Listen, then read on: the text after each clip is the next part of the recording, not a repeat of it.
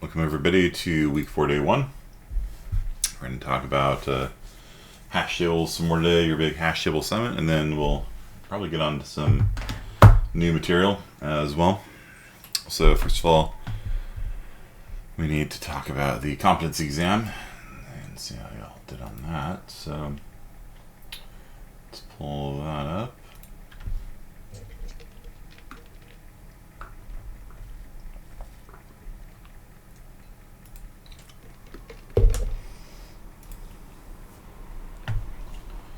Looks like pretty much everyone passed. If you did not. Okay. In Z11, what is this number to the 10th power? It's going to be 1. It's Fermat's little equation. 11 is a prime number.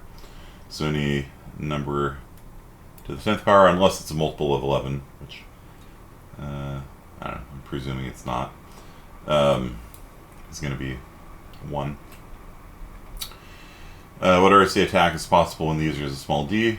That is Wiener's attack, of course.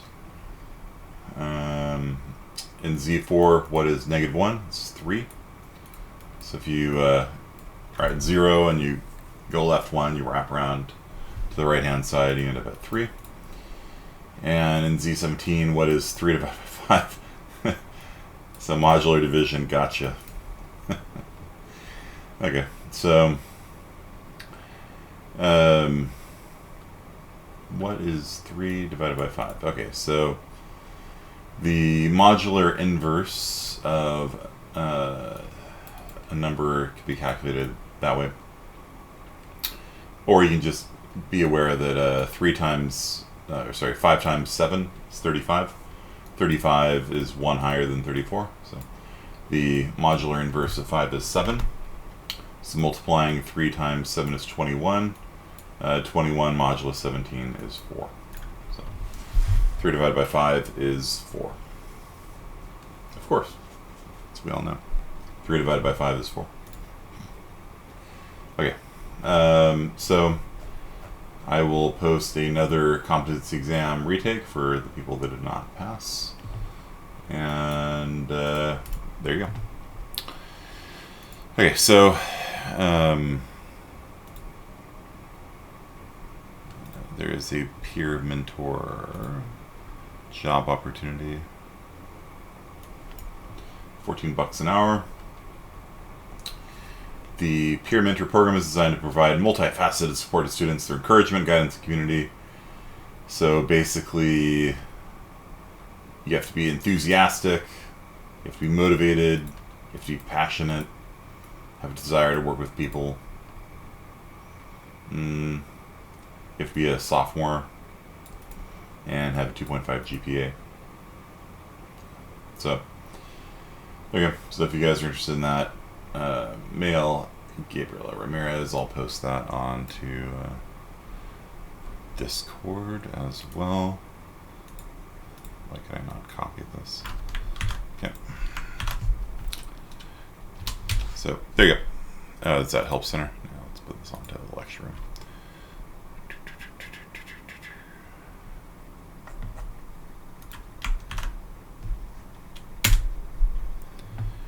I thought the C was due tonight, since on Canvas it said midnight.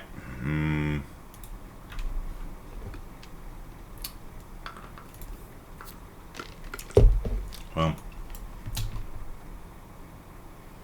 I guess you're right. I'll have to change it then.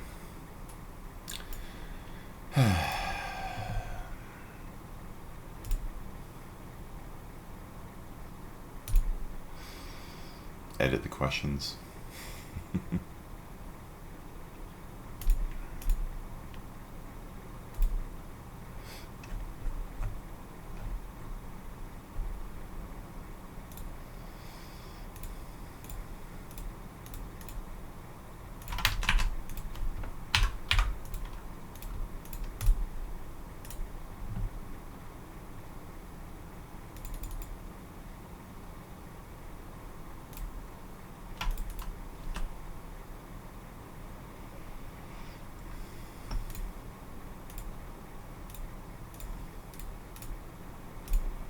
Okay, so I blocked the quiz. So Can you work 2 student jobs? I have max hours at the tutorial center. I don't know. It's probably worth a shot to her. Okay. Am I recording? Yes, I am recording. Okay. So, yeah. So whoever it was that asked me to review the competency exam, good job. But it's not due yet, so I'm gonna have to edit it for the people that did not take it yet. All right, FF15 was the only FF game I got to play. Yeah, it's pretty good. I liked it. Okay, so let's talk about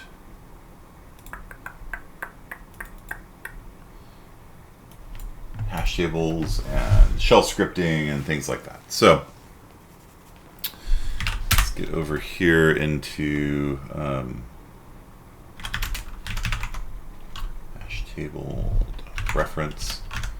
Okay, so basically, you're going to have to implement a hash table 3 different ways, and I think I'll just give you a blank file for that. I think in the past I've given some skeleton code, but that doesn't necessarily help you at all. So you'll need to write a hash table from scratch for this assignment, and you're going to be taking commands like this: insert, all right, put file, insert, search, things like that. And so you're basically going to be doing, a bunch of insertions and insertions for different sizes. So you're going to pass the input tester with, I think I set the hash table size at 11, just so that I can test overflowing, right? So when you turn it in on the auto rater, you have to set the hash table size to 11. But when you do your code, you're going to have to try it at different sizes, at different load levels, and yeah. So basically, you're going to try it at 1K, 2K, 4K, 8K, 16, 32, 64, 128, 256, 512, and a million. And you're going to try it at different load fractions, which means you're going to have to insert, to be 25% full, or was it 33% full, 66% full, 99% full, make a bunch of insert and search commands, and you are going to plot the running time of it. So, how do you find out, first of all, how long something takes to run? There's a couple different ways you can do that. The most basic way is to use the time command. So if you do time, it tells you how long a program takes to run. Aliases don't work with it.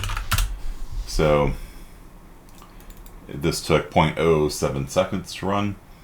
If you do this with a big file, it's going to be spamming your output, so you need to redirect the output into dev null.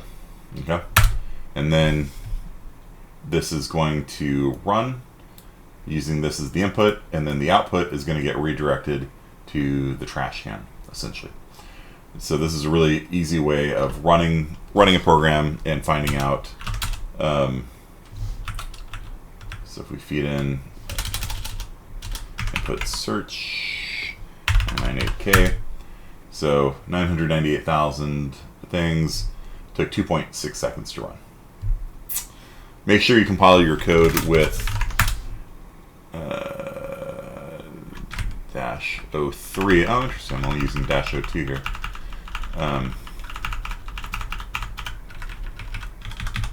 Yeah, make sure you compile with -03. Let's see if that makes a difference. No, I do not want the debug libc. I do not want any of the sanitizers on either, for sure.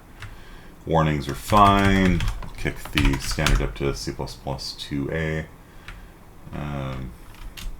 Okay.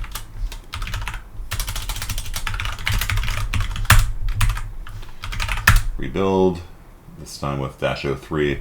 Let's see if that makes a difference to the running time. So with the address sanitizers turned off and the safe libc turned off and the optimizer turned up, that was able to give us a speed increase from 2.6 seconds to 1.8 seconds. So make sure you play with the parameters you pass in when you compile your code. -03 is of course the champion, but the other stuff does slow down as well. Like, let's turn this down to -02 again and just see how much of a difference -02 versus -03 makes. Okay, so it looks like going from -03 to -02 is about 0.4 seconds slowdown, which is 30%, 40% slowdown. And then the other options, the address sanitizer, undefined behavior sanitizer, and the safe glibc slows it down another 30% on top of that. Okay, so all these safety options are great for development, but when you're ready to make your code run quickly, you definitely want to turn on -03. Okay.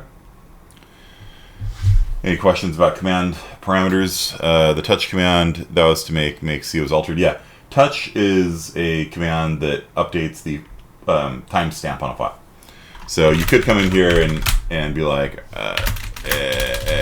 and save it, and that updates the timestamp, because make only rebuilds things that have been changed. If you edit your make file,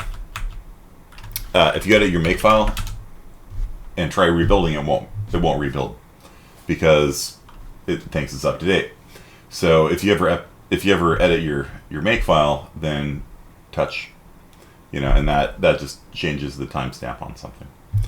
And you can actually use touch to set the time on something. So you can change only the modification time and set, you can actually set the time it was modified. And so my classmates in college used to use that to cheat on their homework assignments. The way grading used to work was the TA would basically go into your account and compile your code and run your code as you, and you're supposed to leave it alone. So if the deadline was midnight, you're just supposed to leave it alone until they grade it. And if you accidentally open it up, to look at it and Shift ZZ, then you fail. You get a 0 on the assignment because you've modified the timestamp after the deadline. So my fellow classmates would cheat by working on it after the deadline and then using touch to set the modified timestamp back to before the deadline. So some of them didn't know about that, and so what they would do is they would one of them discovered that if you FTP'd a file, if you copied a file, it would keep the timestamp as it was file transferred. So what they do is they would download it to their machine, change the time on their machine, edit the file, save it, and then re-upload it. And I was like, all right, if you could do that, come on, there's got to be a more straightforward way of setting the timestamp on something, So I told the professor about that. I'm like, I'm not going to mention names, but just so you know, this is not a very secure, homework system, And he said, well, I figure if any student has the UNIX chops to figure that out, then they deserve an A anyway. I was like, all right, it's fair. Plus, you're running the risk that the TA grades your thing prior to you actually finishing it, So, but they did change the grading system the next semester to have a turn-in system after that.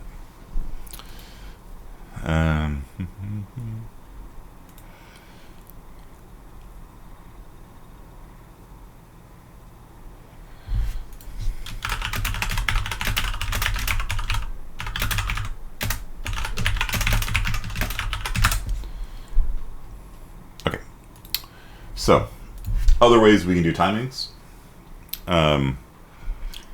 You could do it this way, and this is the way, as you see, I did it. In order to make a file like that, in order to make a file called input search 900K, you have to, have a program to generate all these numbers. And so I've got a program called generator. I already did somewhere. That would just generate random numbers, and then it would record them all into a vector, and then it would replay them again for the searches. So insert 900,000 things, and then search for the 900,000 things, half of which were real, half of which were not there. So you'd have a mixture of hits and misses. Generators still have a copy saved from the spring. Another way you can do this is just doing it all programmatically. So you could actually just have it all inside of main. So you could just make a hash table and fill it with random data, and then search random data inside of main. And you could use chrono to do the timings. Chrono, let's see, am I using chrono here? I'm not. Let's see, where do I have some sample source code for chrono?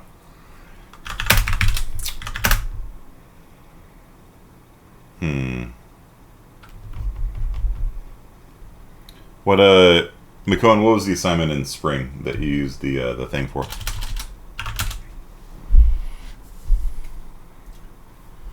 Hash table. So you've done this assignment before. No, that's fair. You'll have to do it slightly differently this time. So you're gonna have to do double hashing.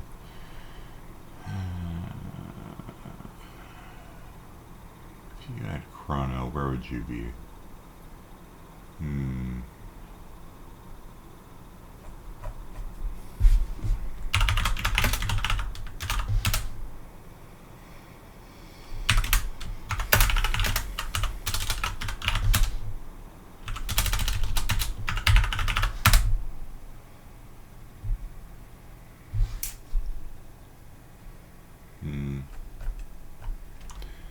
All I did was linear enchanting. Yeah, so you're gonna have to do double hashing, and that's the harder one.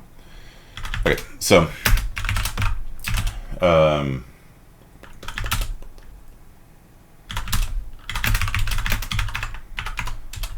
have a demo of it somewhere.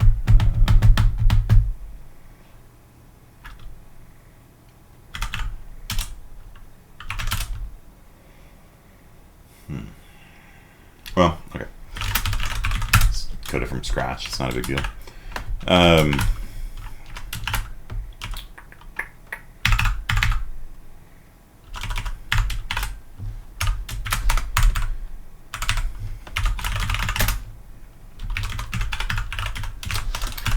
Okay, so let's say that you wanted to find out how long your code is taking to run, right? So basically, imagine here you are inserting 1 million times into a hash table and searching 1 million times.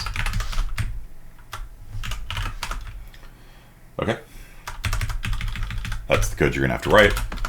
And so how would you time that? I'm just gonna simulate it with I equals 0, I is less than 1 million plus, and I'll just see out like a random number or something, so that the optimizer doesn't eliminate the for loop. I showed you guys last time, right? How like if you try and do something trivial, that the optimizer will just erase it. Yeah. So you actually have to do something substantial for the thing to work. Okay. So let's start a timer. And so the old way, the C way of doing it, there is clock, and clock gives you the number of microseconds since the program began. And then there is man free time, which no, that's GNU awk. It's weird. There you go. So there's also time, which returns the number of seconds since the beginning of time. The beginning of time was January 1st, 1970. Okay. So it depends on whether you want second resolution or microsecond resolution. Generally speaking, for things like this, we'll use clock. So this is, it's not C standard, it's C time. Okay. And it returns you the number of seconds divided by clocks per second, which seems like that might change, but it's always going to be microseconds because it's fixed by POSIX. POSIX standard, I believe. So what we can do is this. Say int start time is equal to clock. And this is part of not C standard lib, it's part of C time. Thank you. And then the ending time is here. And then if you want to print out how many microseconds this took to run, we'll run this as standard error, and I'll show you why I'm doing that in a second. End minus start. And there we go. So CC, run it, prints out all these numbers, which we don't care about. So what I want to do is when I run it, I want to redirect the output to dev null. And so it took 64869, nice number of microseconds. So if we want to convert this into seconds, we do this right here, divided by clocks per second. And this will give us the number of seconds it took to run. Let's again redirect the output into dev null. 0, right. Double.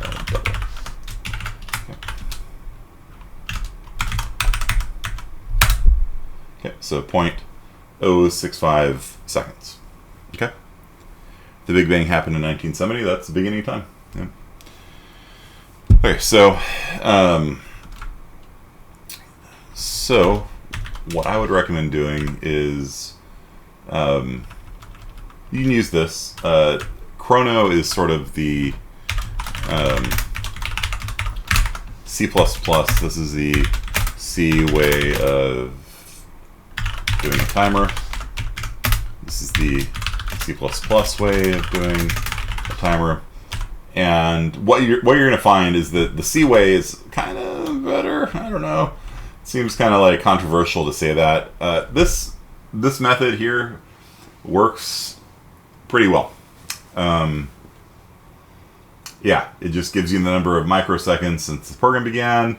You have the small issue that every 72 minutes it wraps around, and so your code will break every 72 minutes because the int will overflow. Are you pushing out a folder for the assignment, or are you making an error? You're gonna get a folder which just has a README file in it. I want you guys to write the code from scratch. You could, I guess, use your, if you had me for 40. You don't. Maybe I'll just push out I'll push it out with the demo code. Then it doesn't really matter. The point of this assignment isn't really the technical challenge of writing hash table. It is to do the benchmarking and reporting. That's really what makes this assignment interesting.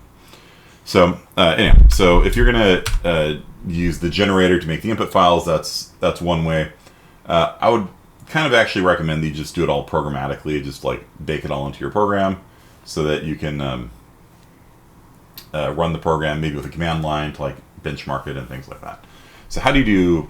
Actually, let me go to do command line parameters. So we are going to talk about that next, but I want to talk about Chrono. So Chrono, what you're going to find is way more verbose. So Chrono is the C++ way of taking time, and you will see that this is pretty straightforward, right? It just gives you an int, you subtract them, that's the number of microseconds that elapsed. Chrono is, by contrast, better. It is better in a number of ways. It's just a lot more verbose. So high resolution clock or steady clock are the ones we typically use. Steady clock is nice that if there's like a time change or something like that, it doesn't go backwards. So it's guaranteed to always tick forwards. So we use that. High resolution clock is used if you need more precision. However, I believe steady clock and high resolution clock on our system use the same resolution. So I think on our system they're actually the same.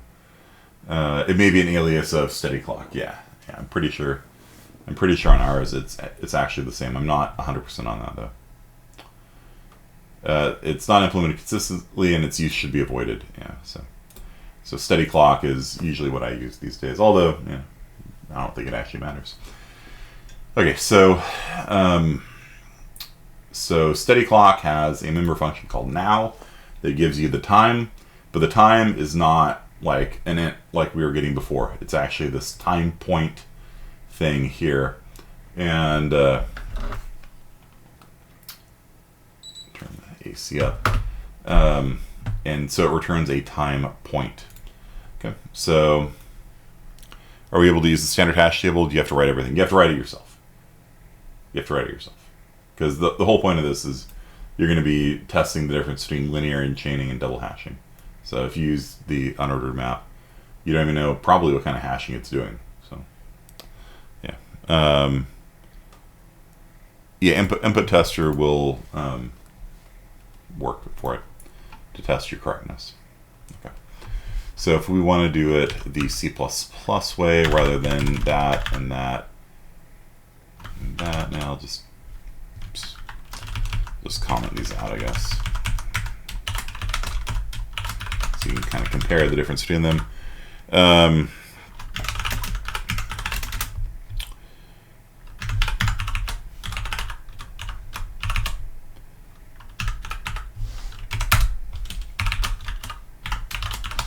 So that's how you get the time using chrono, because I think the C++ committee was influenced by Java or something. I don't know.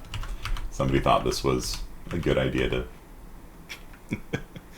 Okay, and then we're going to do our work, and then we are going to take the ending position. And of course, you can always do something like this. You can always be like using stood chrono, that, and then that'll allow you to cut down on the verbosity a fair bit. Does it not like you?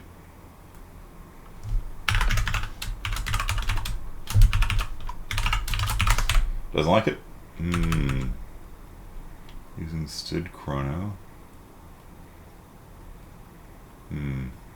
Yeah.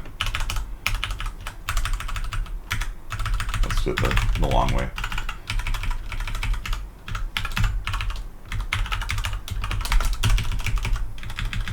You might have to do a using as kind of thing. It doesn't matter too much. It's just typing.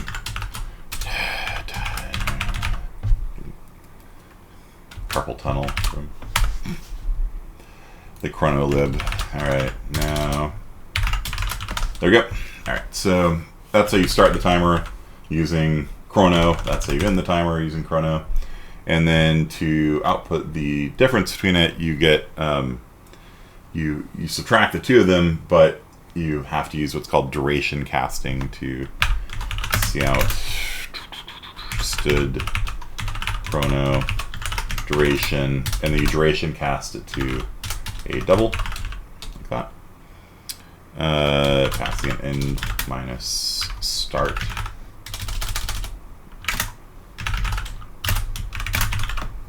Like that. Doesn't like it?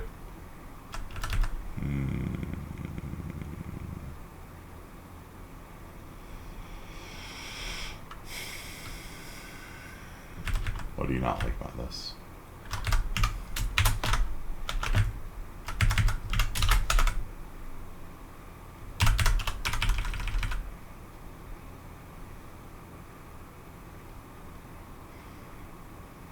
Right. Yeah, I'll count on it. That's right. Okay, so that's how you output the time difference using chrono. You subtract the time points and then duration cast it to say what you wanted an ints or doubles or whatever, and then you called .count to actually get the number out of it. I don't know why it wouldn't just overload for a double left arrow, but whatever. Okay, so if we do this,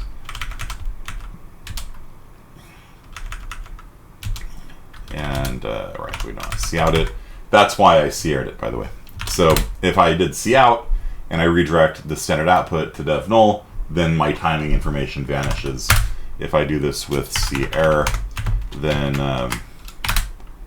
if I redirect the standard output to dev null, the standard error does not go to dev null, and there you go. I get the same amount of time. So the timing didn't change because the meat of the program is still the same, but now you can feel happy about taking the time in the C++ manner rather than the C manner. C uses ints basically for kind of like everything. Pointers are just ints, really. Yeah, booleans are ints, or they could be char. Yeah, so like, if you want to take the time in C, it's just an int, and you just there's one for microseconds, there's one for seconds. It's pretty simple. C++, you basically can't write the code in C++ without having CPP reference up on another screen because it's like 9 million things you have to type. I mean, I guess if you do it often enough, you'll have it memorized, but I've certainly used Chrono enough times, and I have to, have a reference manual up to use it, which is sort of irritating, but, that's modern C++ for you. It is verbose. They do not make it easy to type. Using namespace. Oh, did I? Yeah. Okay. Yeah, I left that off. Using namespace std Chrono. There we go.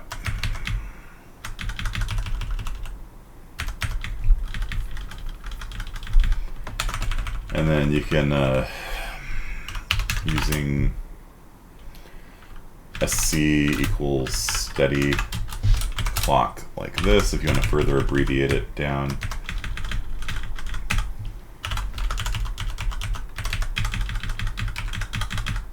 There. So you make it less verbose that way. Okay.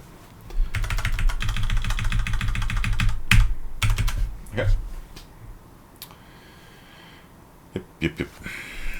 Okay, so there you go. That is how you take the time.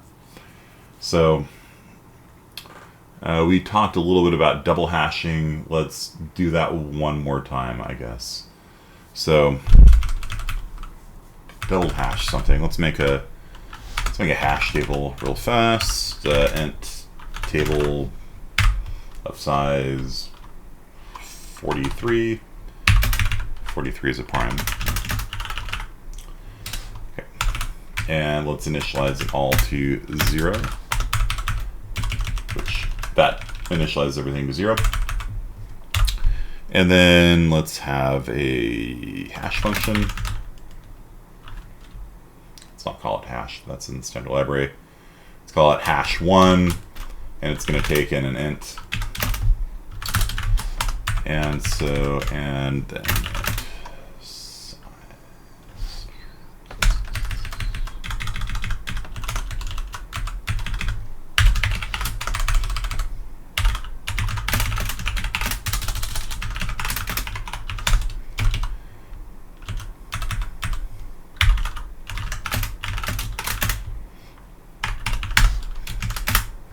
so when we do double hashing, there's actually two different hash functions we're going to make.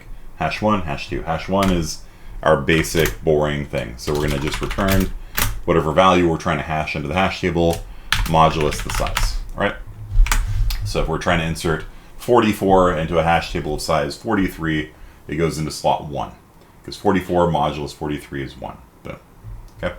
And so this is, that's hash1. It uses just the same thing that we use for everything else. The initial hash function is always the same. With double hashing, though, we have a second hash function that uses a second prime number. So with double hashing has to have a prime number size. The reason for that is because you want to be able to find every spot in the hash table.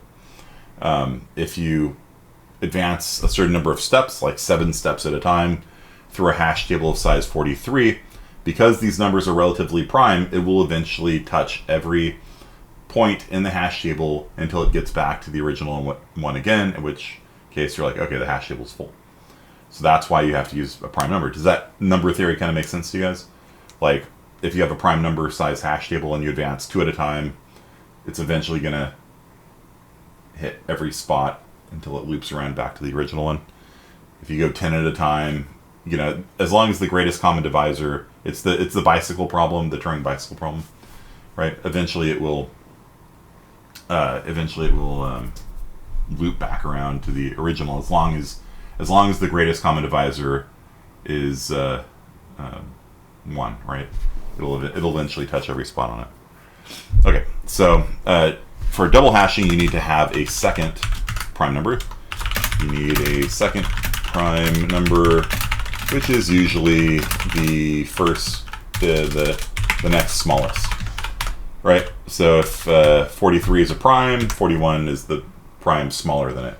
If you use the hash table of 11, then R would be 7. Usually, it doesn't have to be. It can be any prime number. You could use 7 for this one if you wanted. It's fine. It'll work. And in fact, there are optimizations that use smaller numbers to get better cache performance and things like this. But this is kind of the default way of doing it. Okay, and so for this one, we just return 1 plus x modulus r. Okay, and the reason why we do 1 plus is because if we get a number that's divisible by 41, we would get 0. And so if you advance 0 steps at a time in the hash table, you'll never go anywhere. It'll infinite loop. So you add 1 plus it, and as long as we don't have a step size of 43, which would also be 0, we're fine. And that's why we use a prime number smaller than it, not bigger than it. Because every prime number is at least 2 away, and that's plus 1. So worst case scenario, we get a step size of 41, which isn't bigger than 43. So the smallest step size we can have is 1. The biggest step size we can have is 41. All of those numbers are relatively prime to 43. So no matter what step size we end up with, going 5 at a time, 10 at a time, 8 at a time, it doesn't matter. As it advances through this hash table of size 43, it'll eventually touch every spot in the hash table. So that's this is the key code for double hashing. Okay, so let's go ahead and do some stuff. Let me just make a copy of this. Copy main.cc up into public chrono.cc, just so I have some demo code for y'all. Chrono.cc. I'm just going to delete the hash table stuff here. We're not even using freeze. So this code shows how to calculate a time duration using C++ and C in comments. Okay, so this is up in /public/chrono.cc. If you want a copy of it, and it has the C code if you want to use that, which should be sufficient. As long as your code doesn't run longer than 72 minutes, it'll be fine. This is probably the better way of doing it, though. If you are willing to type the extra characters or just copy and paste it. Okay. Yoxtimer, you got a question?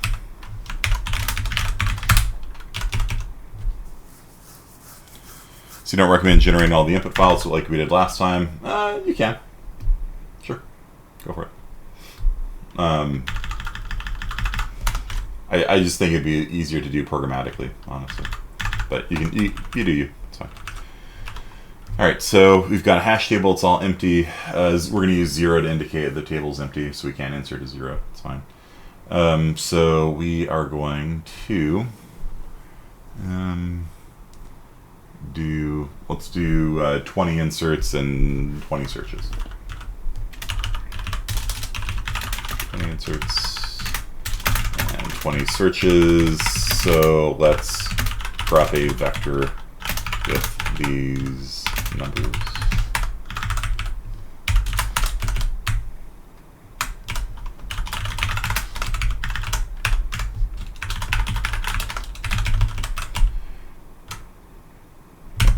So we're going to make a vector. That's vec size 20. And for every int in the vector, we're going to set that integer to be a number from 0 to 100, or 0 to 99, rather. Okay. And so we're going to just insert these 20 numbers here, and then we're going to search for those 20 numbers. And we should probably also do searches for numbers that are not in the hash table. It's not letting us copy into our directory. Okay, do it now. It's permissions. I have an alias set up to make everything in the public directory public. I think it runs every night at midnight, but I can do it manually. So if I ever forget and put something up there, it becomes public automatically. So yes, so we need to insert these 20 numbers into the hash table. Okay, so let's do it. Insert the 20 numbers. And so, using double hashing.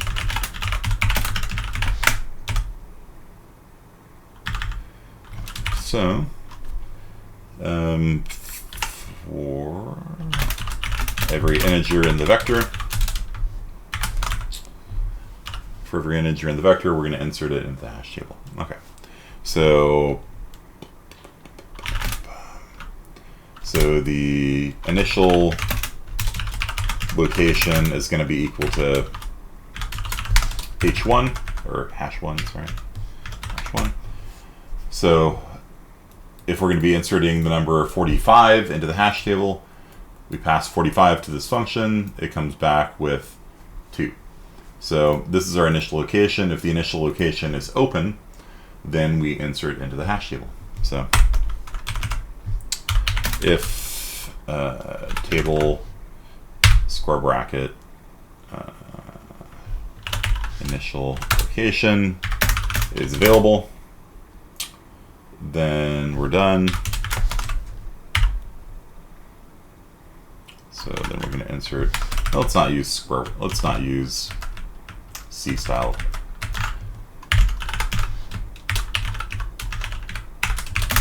Let's not use C style arrays. Let's use C++ style arrays at least to make it a little bit nicer. Okay. And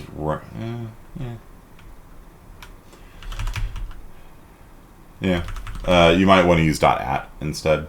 C++ arrays, you can use .at on them. You don't have to use square brackets, but it would look like that instead.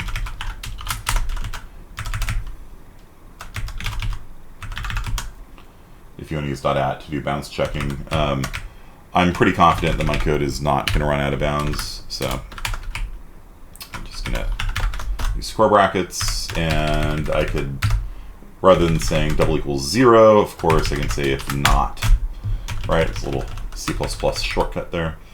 So if a table at that location is available, cool. Then we are simply going to write into the table square bracket initial location square equals x. So we write the value 45, goes into slot 2, and we're done. So just move on to the next spot in the hash table. If it is full, then we are going to do double hashing now. And so if there is a collision, which is where we're at now, we've inserted two things into the same spot. If there is a collision, then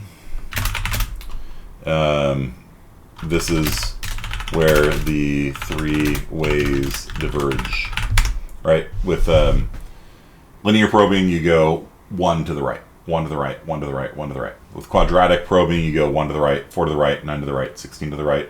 With double hashing, you compute a different step size for every number, and that's how far you go to the right. So the step size is going to be this, hash 2 of x.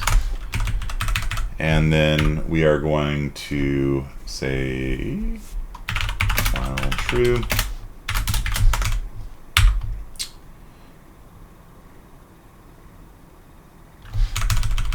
Let's not call this initial location. Let's just call it location.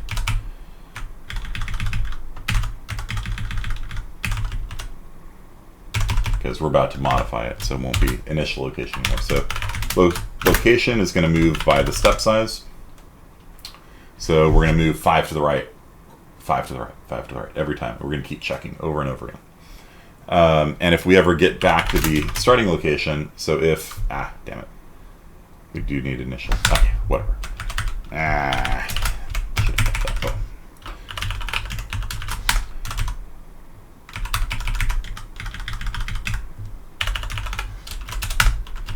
That'll work. Okay, so if we ever get back where we started, so if our location matches the initial location,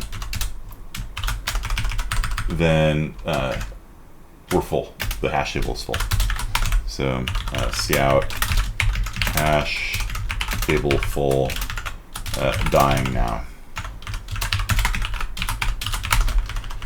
Okay. So if we ever wrap all, if we've checked every spot in the hash table and all of them are full, then you got to handle it somehow. I'm just going to quit. There's obviously more professional ways of doing that, but that's how you always make sure there's a way out of your infinite loops. If you ever do a while true, always make sure there's an escape, right? So, and that's why we move before checking to see if we got back to the initial location. Okay. So okay, so that's our runaway. This is our runaway loop detector. Sometimes we'll actually just keep a count. Every time we advance, we keep a count. And if we ever move size times, then we quit. That's another way you could do it. Okay, so we move 5 to the right. Now we see if that spot's available. So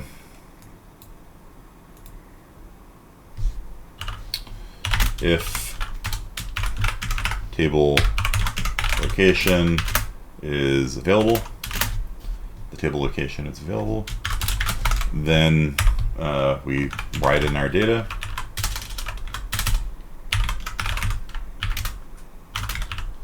and we terminate our infinite loop. So it's a little bit different here. Continue jumps back up to the top of the loop. Here we're inside of another loop. So if we did continue, it would just jump back up to here and run again.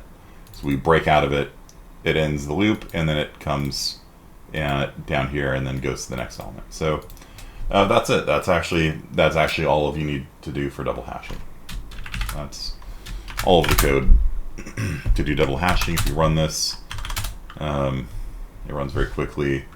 I guess we should probably print out the table when we're done with it. So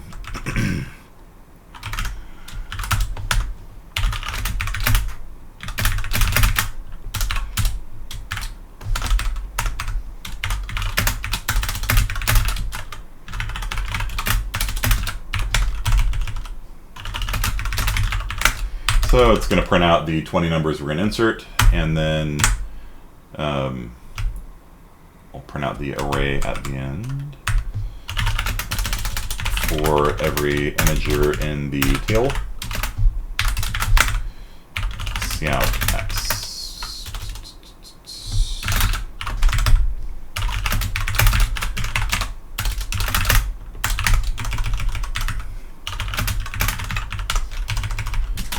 And you also have to do searching, but if you can do insertion, you should be able to do searching just fine.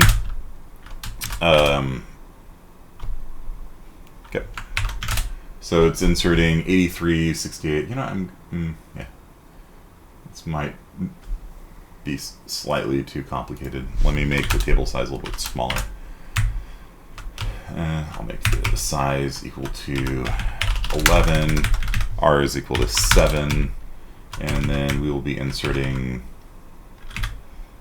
5 elements into it, just to make it small enough for me to wrap my brain around. Okay, so I'm going to make the random numbers from 0 to 9. Okay, so we insert 3, 6, 5, 3, 6, 7, 5, 3. Okay, cool.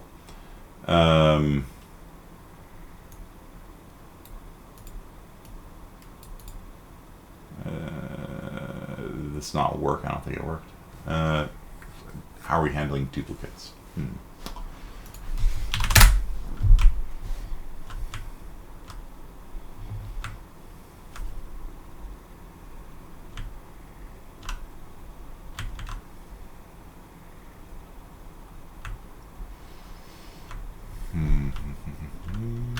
Take it to 20. Okay. So I don't know if we're handling duplicates or not. So let's just do it this way. Okay. So we insert 3. So 3 goes into 3 modulus 11 is 3. So it goes into slot 3. Slot 0, slot 1, slot 2, slot 3. So 3 gets inserted there. Then insert 6, which is going to go into 4, 5, 6, slot 6. That's good. 17 is going to also go into slot 6. So we got a collision there. And so 17 modulus 7 is 3. So plus 1 is 4. So it goes 4 slots to the right. So 17 goes 1, 2, 3, 4 slots to the right. And 17 inserts there. 15 modulus 11 is 4. So it goes into 0, 1, 2, 3, 4. And then 13 modulus 11 is 2, and so it goes in there. So that is successfully double hashed. I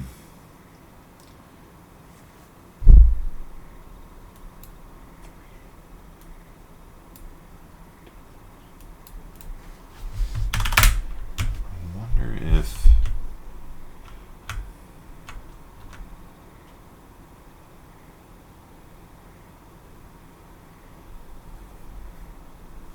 spots available, but right in, otherwise they break. I wonder how the duplicate's not working.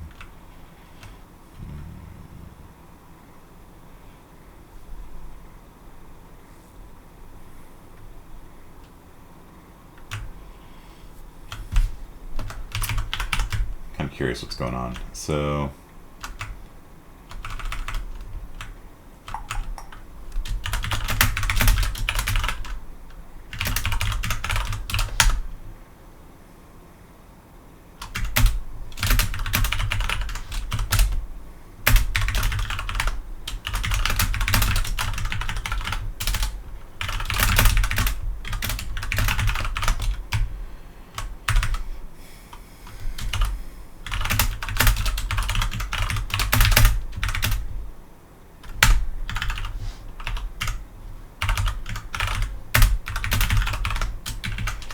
So, as always, just scouting things works pretty well, I think.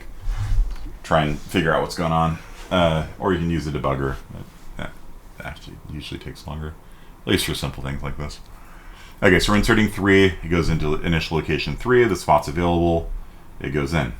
Inserting 6 goes in. Inserting 7 goes in. Inserting 5 goes in. Inserting 3, initial location 3. And then it's full, right? There's something at slot 3. So the secondary hash function gets called. 3 modulus 7 is 3 plus 1 is 4. So it's got a step size of 4. So then it checks slot 7. And is slot 7 taken? I think it is. So then it goes 4 to the right, which is slot 11. Ah, that's why. We should have done bounce checking, huh? So every time you do this, you need to do a modulus. I was too confident in my not going out of bounds. If I had used address sanitizer, I would have caught that immediately, by the way. Actually, let's do that. G++ -f sanitize equals address main.cc. So let's see what an address sanitizer explosion would look like. So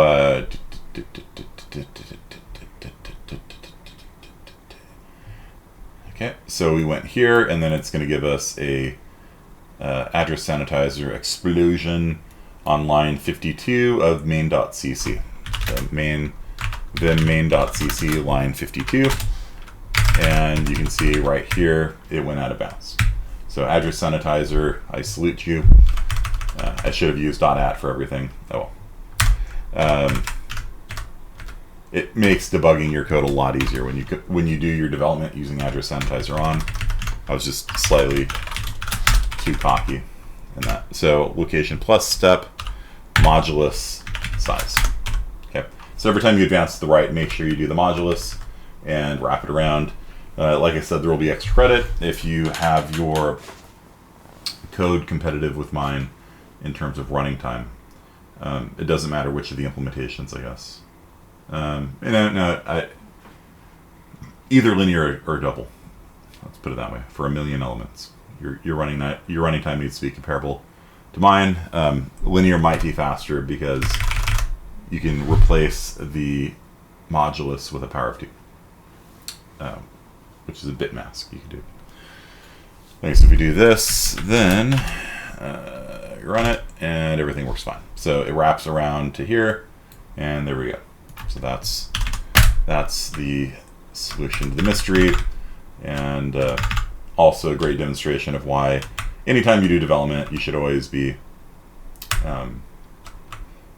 developing with address sanitizer on, especially if you're doing something as risky as square brackets, which do not do bounce checking by default.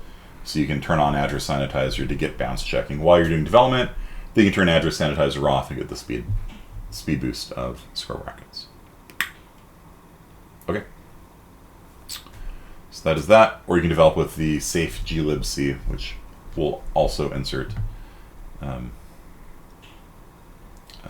bounce checking for square bracket operators. Okay. Any questions? I've been talking a lot, and there's been a lot of silence on Discord. So, do you understand what I have for hash 1 and hash 2? Hash 1 is the spot we initially check, and hash 2 computes how far to the right we move every time there's a collision.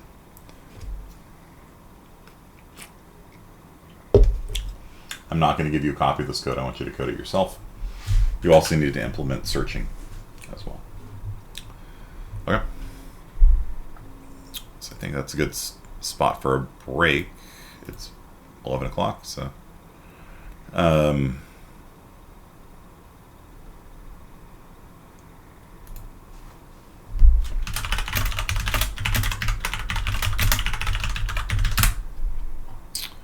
So if that's all pretty straightforward for you guys, okay.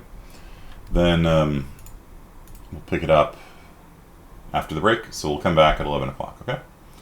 And I'll give you some shell scripting ideas. Okay. It is 11. True. Good point. 11:10. You get a 1 minute break. Go. All right. 11:10. See you guys. All right. Welcome back. So that's double hashing. I don't know. It's not too bad, I don't think. The Zybooks goes into more detail if you want to have more images and things like that. Quadratic, we're not doing quadratic. Quadratic kind of sucks, dude. Like, I'm just gonna be real with you. Like, if you can't fill up your hash table more than 50% full, it's kind of pointless. So, I don't know. Like I said, it was used in the UNIX fast file system, but I don't know anyone that uses it, to be frank, today. Double hashing, linear, yeah, I've seen both used. By the way, I'm sure you can find somebody on GitHub or something that's using quadratic hashing. Yeah, sure. But there's almost even no point benchmarking it because when you're at like a 20% load, the number of collisions you get is like really small. And so, you know, the initial hash is just going to be where you hash to, and the initial hash is the same for linear and quadratic and double hashing and chaining as well. So you're really just not even going to see much difference. And even if there is like one collision, when it's 80% empty, usually the next spot's going to be open either way. So you're just literally just not going to see any difference in performance. Maybe it might even be slower because of hashing, quadratic hashing, maybe jumping out of the cache line and getting an extra cache miss. Yeah, I honestly don't see any point benchmarking it. So, linear chaining and double have the most utility. Yeah, Java uses chaining by default. Chaining, for those of you that didn't have me for 41, I can implement chaining really fast.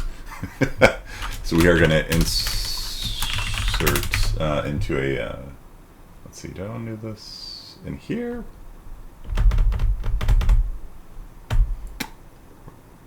Yeah, sure. I guess I'll just do both in one. So, oh yeah, we need to do command line parameters too.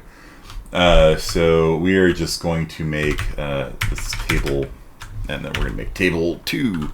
We're going to make an array of sets of integers. So set is the binary search tree class, BST class. And we're going to make it of size, and we're going to call this one table 2. And we don't need to initialize it because this actually doesn't require it. But we'll keep it the same size just to make an apples to apples comparison. Really fast. Yeah, sure. So we're making an array of binary search trees. So let me sketch this out graphically for you.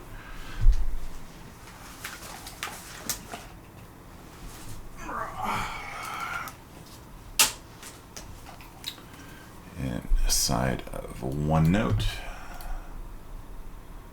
6 inch, 831, 21. So if we have a hash table of size 5, right? What we have is a binary tree living basically inside of each of the buckets, right? So some implementations, and I think Zybooks does it with a linked list. It's utterly pointless using a linked list for it. There's no benefit to using a linked list. Use a binary search tree. It's just faster. Like, why would you insert and search into a linked list like that? Like, you don't need to preserve the order at all. So you use a binary search tree. And so rather than writing your own binary search tree, you can use the STL binary search tree. And that is called a set. Unordered, it means hash table. If it doesn't have unordered, it means it's using a BST. So we've got a forest of trees here. And so if we're going to be doing that, let's just insert into the chaining hash table first, and then insert into double hash table. Okay, so how do we insert into a binary search tree?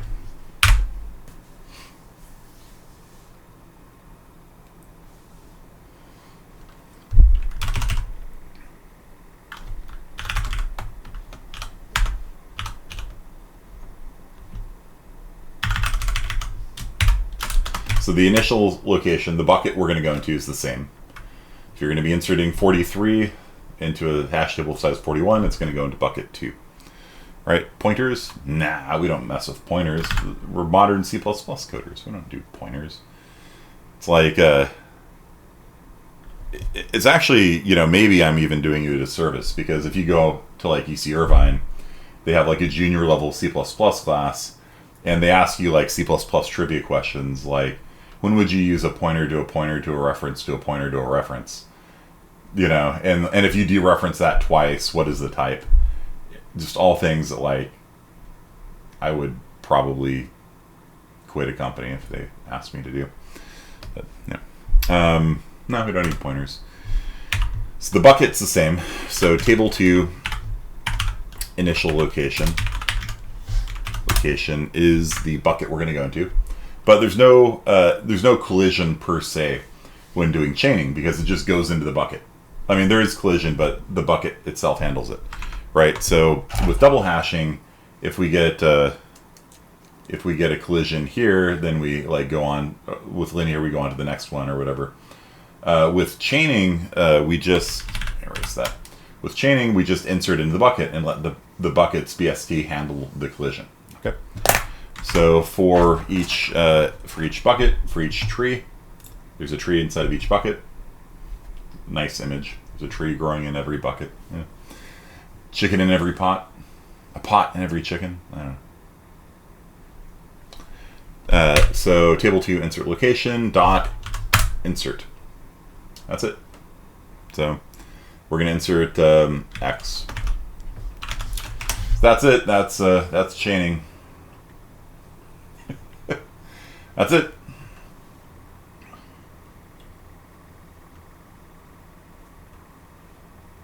So, yeah, there you go. So, yeah. We jump to bucket 2 or whatever, and we insert into the tree there. And then if you want to do search, you would wouldn't chaining be? It's a lot easier to write. Let me tell you that. Yeah, and the reason why it's easier to write is because you're handing off all the complexity to whoever it is that wrote the set class, right? See, I think set has contains in it.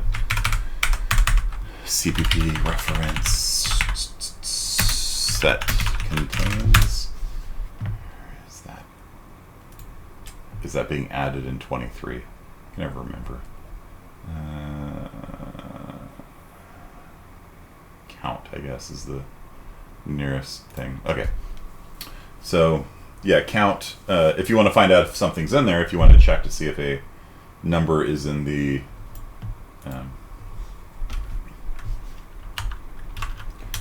this isn't the right place for search, but this is how you search a hash table. Chaining. Cout table 2 dot initial location dot count.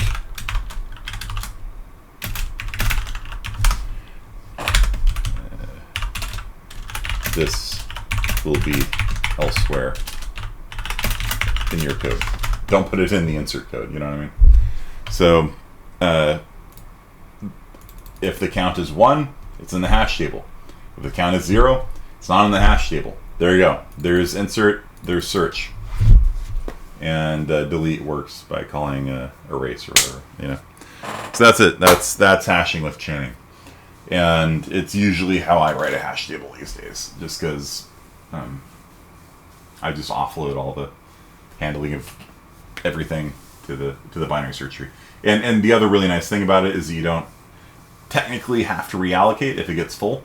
You can have a load value of 200%, and it doesn't, you don't have to handle it yourself, because the trees themselves will just grow, right? And they've got a pretty good worst case performance. Even if your load goes over 200%, when you do chaining, just the performance degrades. It goes from order 1 to order login, which is still pretty fast.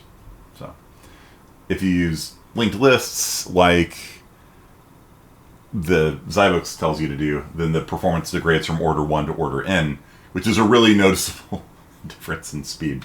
And so you really want to use a BST instead of a linked list, because worst case you just get binary search tree performance, which is still pretty fast. It's going to be 50,000 for 1,000,000 elements. It's 50,000 times faster than a linked list. And yeah, 1 is faster than 20, but that's only a factor of 20 difference. 20 versus 1,000,000 is a 50,000 times difference. So yeah, Yeah, make your hash table big enough that you don't have too many collisions. Even with chaining, you want to keep the load, to some reasonable degree. But like I said, like if I implement my own with chaining and I just sort of misestimate how many elements I have and I go over the number of buckets, I have a load of 200%, that's fine. I don't have to worry about reallocating, which is kind of a pain. You have to make a new table and insert everything from the first table and the second table and then delete the first table. Chaining, you just go over. It's fine. What would be a hash table? What would an application of a hash table with BSTs be? It's just a hash table. It's just a hash table. There's 4 different ways we've learned of writing hash tables. There's linear probing, quadratic probing, double hashing, which is another form of open addressing, or going to the right, going to the right, going to the right. That's all in one category. And then there's something called closed hashing, which chaining is, and it doesn't make any sense to me why they use those terms. So I basically just refer to the names directly. Linear, double, quadratic are sort of in one category where you go to each bucket holds one element. And then there's the chaining elements where each bucket holds a data structure.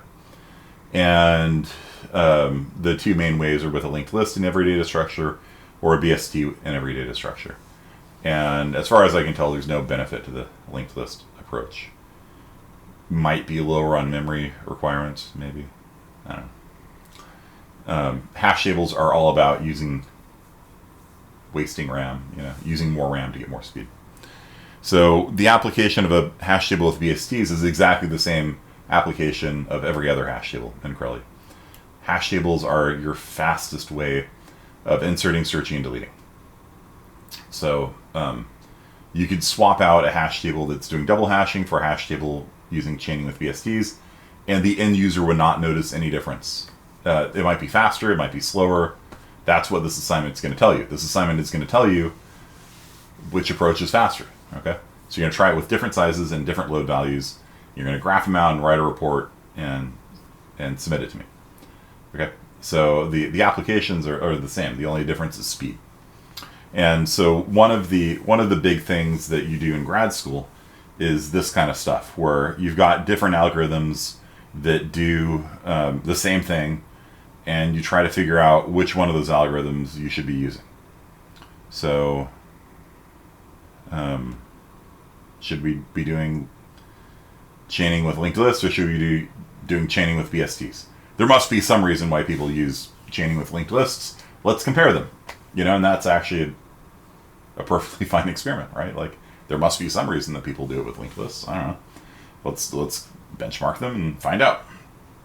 And that's really what a lot of grad school is about. A lot of my classes were just 10 people sitting around a table in a conference room. You don't have a classroom most of the time. Like, there's some core classes that are in a classroom. Like, everybody's got to take algorithms again. You take algorithms repeatedly through your computer science career. This is kind of an algorithms class a little bit. Grad school algorithms, you're in a classroom with 40 other people. Operating systems, everybody's got to take. You're in a classroom with 30 other people. But most of grad school, you're in classes of 10 people. And it's just the professor, and it's just in the conference room outside of his office, or her office, and you're sitting around a table, and the professor is just talking, and you're learning like cutting edge stuff, or they pass out papers, and you read a paper, you talk about the paper that week, and then you do a little bit of research. So everybody like investigates something, like what would be the fastest way of distributing load across different routers. You got a bunch of web requests coming in, and you've got to distribute them to different servers, and the servers are going to take a different amount of time to do these different requests. Some are big requests, some are smaller requests. So how do you distribute the load? And so you might try different algorithms out and actually implement it on a real system and see if the load balancer works. And and then you come back the next week and be like, yeah, here's my data, or they give you a couple weeks and here's my data. You do a PowerPoint presentation. That's grad school. So I highly recommend all of you take grad school in computer science. It's really worth it. It's not like being an undergraduate, being undergraduate kind of sucks in comparison to being a grad student. Assuming you get good at programming. Like, you don't have to be a master programmer, but you have to be able to kind of code your way out of a paper bag. You know what I mean? I would do grad school. It makes you more employable, but also you just kind of learn more. Like, when I finished my bachelor's degree, I had sort of a surface level understanding of a lot of stuff. And then in grad school, you take all those classes again, but at a deeper level. And then you like kind of have a good understanding of what's going on. How come if you transfer to UC, we have to take intro to C-site classes again? It depends on the UC. It depends on the UC. Each UC is different. For the CSU program, there is a unified system of handling transfers. For UCs, there's not. Every UC gets to determine for itself if it's going to articulate with C-site 40, 41, 26, and 45. And it is a grab bag of differences. Like, we'll take, like Berkeley will take data structures, but not 40. And they might take 26 if they're in a good mood. You know, it's just one of those things, because Berkeley wants every person to go through the hellish experience of their version of C-site 40. It's 40 hours of work a week. And you might be like, yeah, but I know how to program already.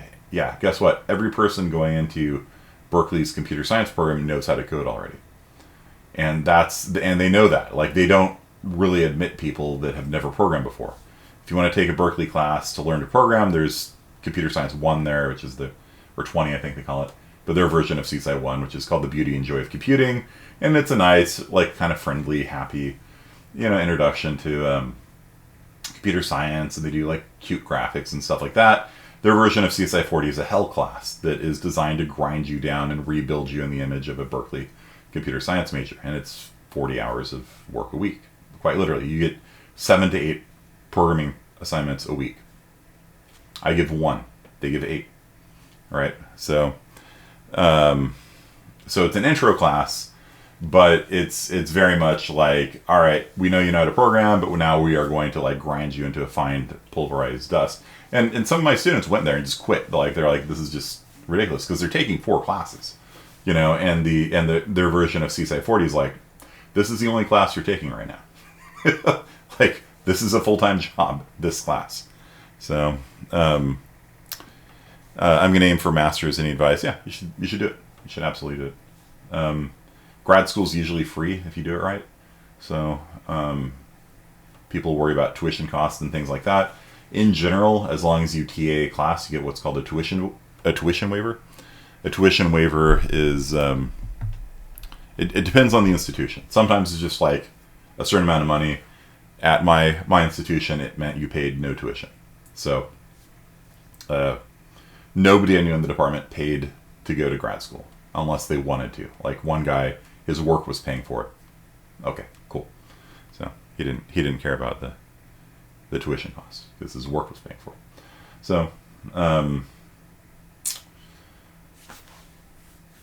yeah, grad school's nice. And this project we're doing here is sort of like a taste of grad school, where you're, like, actually doing science. Like, you're going to run this code, you're going to run your code 3 different modes, you're going to run it at 10 different sizes, and you're going to run it at 3 different loads for each size. So you're going to generate like 300 data points. Then you're going to take those data points and toss them into Excel. Okay? And I don't care how you do it, you're going to get numbers, toss them into Excel, and graph them, and then you're going to write a little report saying this version of hashing is better in these circumstances. Okay. How are you supposed to pass your other classes at UC? Lol. Here's the neat part: you don't. So when you schedule those C-site classes, you should be very careful what you schedule next to it. You know what I mean? Don't take calc or physics or anything like that.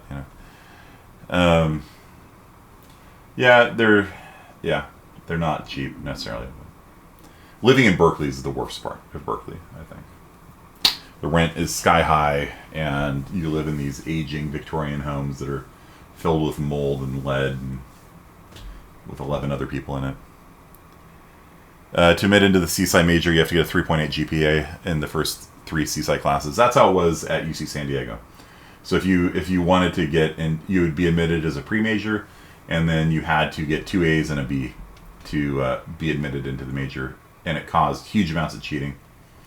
And so they did away with that. So they actually don't require that anymore. They have a lottery system. So if you want to transfer into the computer science major, it's a lottery. And I don't know if that's better or not, because if it's your dream to become a computer science major, it's just like, haha, lol, you didn't get lucky this year, try again next year. Haha, lol, you didn't get in this year, try again next year. What are you going to do? Stay there for 8 years trying to get in? It's ridiculous. So, I don't know. I don't have any good solutions. My solution here is I just admit everybody. I add everybody. So, somebody who's waitlisted, I don't care. You're admitted. It just means more work for me. But the whole reason why they try to filter people out is they don't have enough teaching capacity, right? So, is the workload the same at CSUs? Yeah, I don't think there's any noticeable difference, honestly. So, apply everywhere. Yeah. And the reason why I can do that is because I have an auto grader, right? And that doesn't necessarily translate very well into like project-based classes and things like that, where the amount of work that I have to do goes up the more students I have. But in general, my policy is I admit everybody the first week of school. Then after the first week of school, I don't admit anyone. Few exceptions. CSUMB's online program, Bell liked it. Yeah. Okay, so that's the homework assignment. Let's talk about command line parameters, I guess. Oops. Just scrolled up. What about MIT? Apply to MIT. Why not? If you get in, you get in. If you don't, you don't. Not a big deal. Int arg count char star star arg v. Okay, so command line parameters are a way of linking the command line with your program. So if you've ever wondered how vim works when you say vim main.cc, right? How does it get that file name so that it can open it up? It gets it through these command line parameters, okay?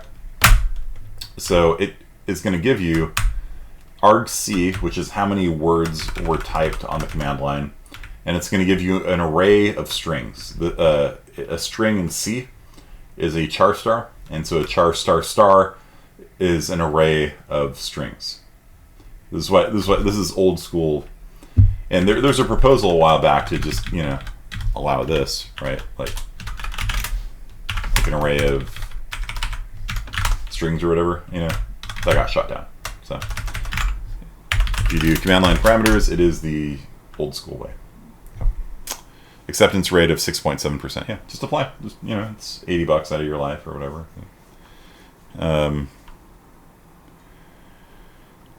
So let's go for it. Yeah, whatever. Yeah, the UCs are getting a lot. The UCs are getting a lot more. Like it's weird. Like some of my students that have like 4.0 GPAs like didn't get into UC San Diego, and that's weird to me, because like a 4.0 should get you into UC San Diego. You know what I mean? Like it's selective, but it's also not that selective. So, 3.91 denied to UCSD. Yeah, it's like I don't get it. Like when I was there, like it was it's a good school, but like I think the cutoff. I think they used to have tag into it, and you just had to have like a 3.3 to tag into UCSD. Then I think they got rid of tag, and Irvine got rid of tag also, which is unfortunate because most of my students used to go to Irvine. You only had to have like a 3.4 automatic guarantee into the computer science program at Irvine. So you'd take me for 2 years, and then tag into Irvine. Irvine's a perfectly decent school. Waitlisted, yeah. So it's denied to CSU schools because you didn't take comm. Yeah. Davis's tag, yeah. UC Davis's computer science program is pretty good. I knew students that went there. So yeah, it's really unfortunate how UCs have been getting rid of tag, because that used to be a really nice option. You could take 2 years at a community college, then finish up at a UC, and they've been progressively cracking down on that as if it was a bad thing, right? They want that sweet tuition money, I guess. I don't know. I don't know how to explain it. Maybe they just like, we don't have room. There is a problem hiring professors, so it's not easy to find a computer science professor to hire. It's really not. Like it's a strangely difficult process to get a good professor. They stopped UC Davis's tag. Fantastic. They only stopped Seaside. Fantastic. That's what I like to hear. Yeah. So Riverside and Merced are the only ones now. It's so terrible. It drives me crazy, you know. And the articulation drives me crazy also. It's like there's no reason for one of my students to have to take intro at Irvine. It's a complete waste of time. It's a complete waste of money. One of my students went there and was effectively the TA for the class because the TA was useless apparently. So the students were asking him on how do I do a for loop? He's explaining how to do a for loop to them, and he's paying tuition for this privilege. You know, it's like I have strong opinions on the matter. I talked to my own professor, you know, the person that I TA'd for. I'm like, why are you not articulating 41? He's like, it's our filter class. We use this class to weed out people that aren't good. So even people that transfer in, we put them through the class, we can filter out the bad ones. So, yeah. It's, I don't know what to say. So, all right, so for anti equals, he's like, frankly, there's nothing you can do. Because I asked him, like, what can I do differently to get you to articulate the class so they don't waste their money retaking it? He's like, there's nothing you can do. We want students to retake it so that we can verify that they know computer science. We don't trust community colleges to produce good students. For anti equals 0, I is less than arg c, I plus plus. C out arg v square bracket I. So this is how you print out the command line. So what you'll find, interestingly enough, is that a.out itself is actually passed in as a command line parameter. So if you run a, then that's alias to dot slash a.out. Run a.out in the current directory. If you were to rename the file, that's how you can actually find out the name of your executable. If I move a.out to be Bob and run it as Bob, dang it. Let's unalias that. And then run it as Bob, then the first command line parameter is Bob. So you can actually tell what your executable name is. I don't know how valuable that is, but there you go. So if you run Bob 1, 2, 3, 42, 420, 101, 1001, it will print out all the command line parameters. So that is how you interface between the operating system and your program. So whatever command line parameters you pass in here get put in here.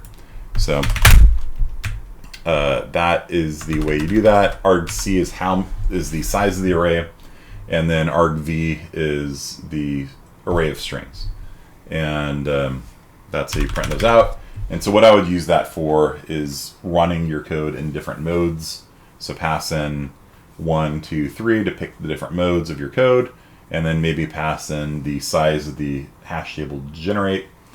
And Santa Cruz used to, yeah, they don't anymore. Yeah, it's really frustrating to me. And Santa Cruz doesn't articulate all the classes either. It's been a while since I looked at it, but they do data structures in C there, which is a really weird flex. I don't know. It seems like cruel and unusual punishment to make people do linked list in C.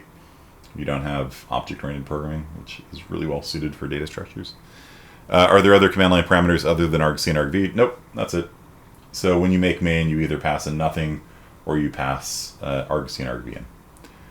CSU San Jose seems like a good option. Yeah, I've had students go to San Jose with good experiences there. Does this allow you to run Bob even if you compile another program? Yeah, I mean, if I compile another program, then I've got A.out and I've got Bob, right? So that's how you can have multiple programs. You typically will rename A.out. The reason why we use A.out for everything in our system is because that's what the autograder expects. The autograder expects it to be named A.out because otherwise I have no idea of knowing what your program is. Okay. I interviewed a company that made me do linked lists in C, and it was painful. Yeah, it really is. It really is. Yeah, I don't know. Yeah. They're trying to find enthusiast CS majoring students. Yeah, I don't know. Yeah, it's a problem. I mean, all the majors are impacted. Everybody wants to go into computer science, and the UCs want to have students that are capable of coding and things like that. But they could give them like an entrance exam, or they could give them a programming assignment to do. There's a lot of ways that you could screen people.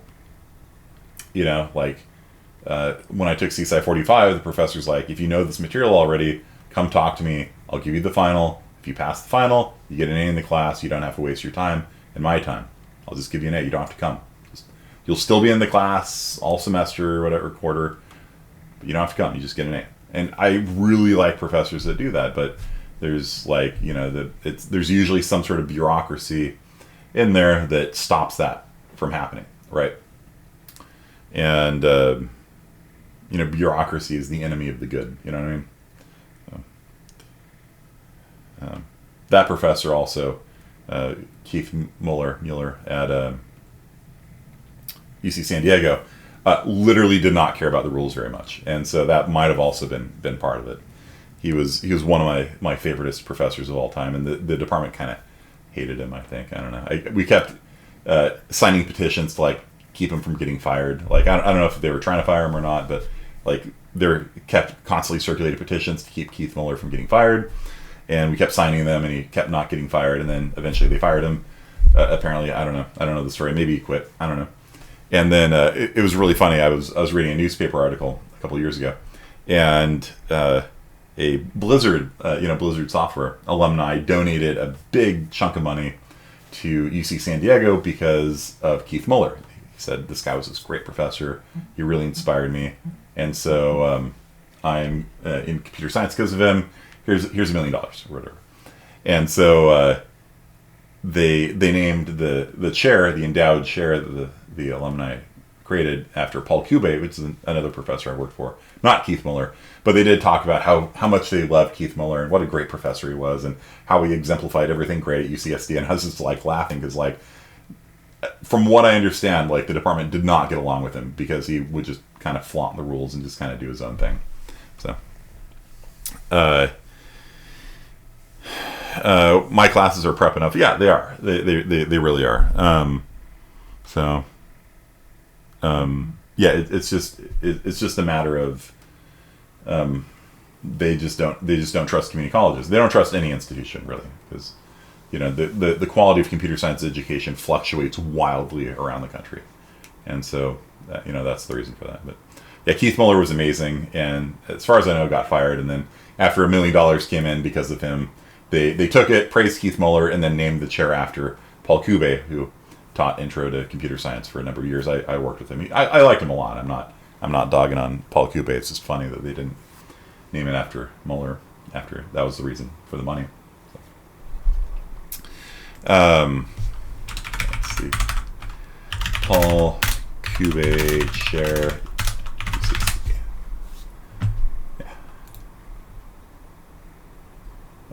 Tanner,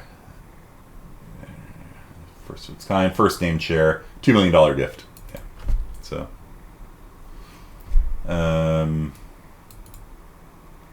good. Kube's still alive. Okay, he retired in 2013. Kube was speechless after he was told it would be named in his honor. So, yeah, he's a good guy. He taught intro there for a number of years. Hardworking guy.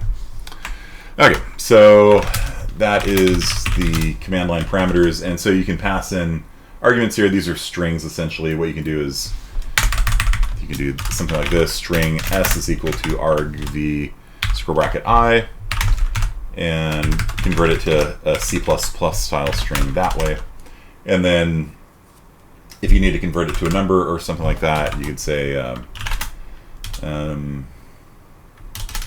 if is digit s.at 0. So if the first letter of the string is a digit, am I missing a close parentheses? 1, 2, 3, yeah, okay. If the first letter is a digit, then we can do something like this: int x equals to string s, something like that. You don't like that? No, not to string, sorry.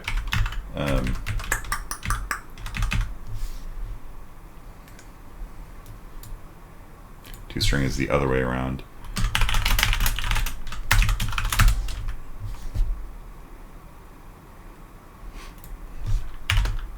String to integer s.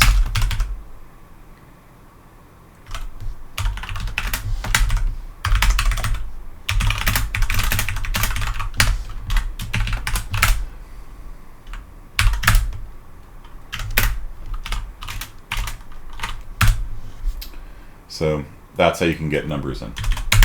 Okay. Using that. They're passed in as strings. The numbers are passed in as strings.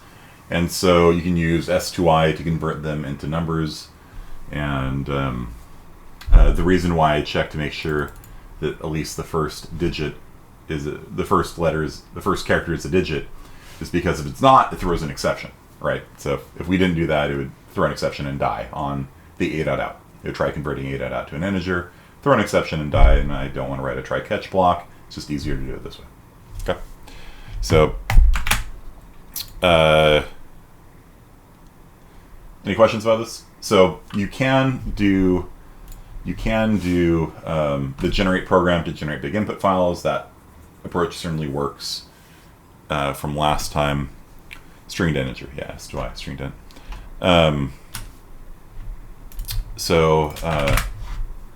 You can do it that way, or you can just do it this way where you're sort of programmatically generating it, right? So you sort of randomly generate numbers and then you insert out of the vector.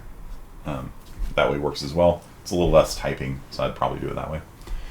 Then if you want to run your program multiple times, well, cd hash table. Oh, there is a generator in here. Okay, yeah, so there is a generator.cc that you can use to make input files if you want, or you can do it programmatically. I don't really care. It's all good.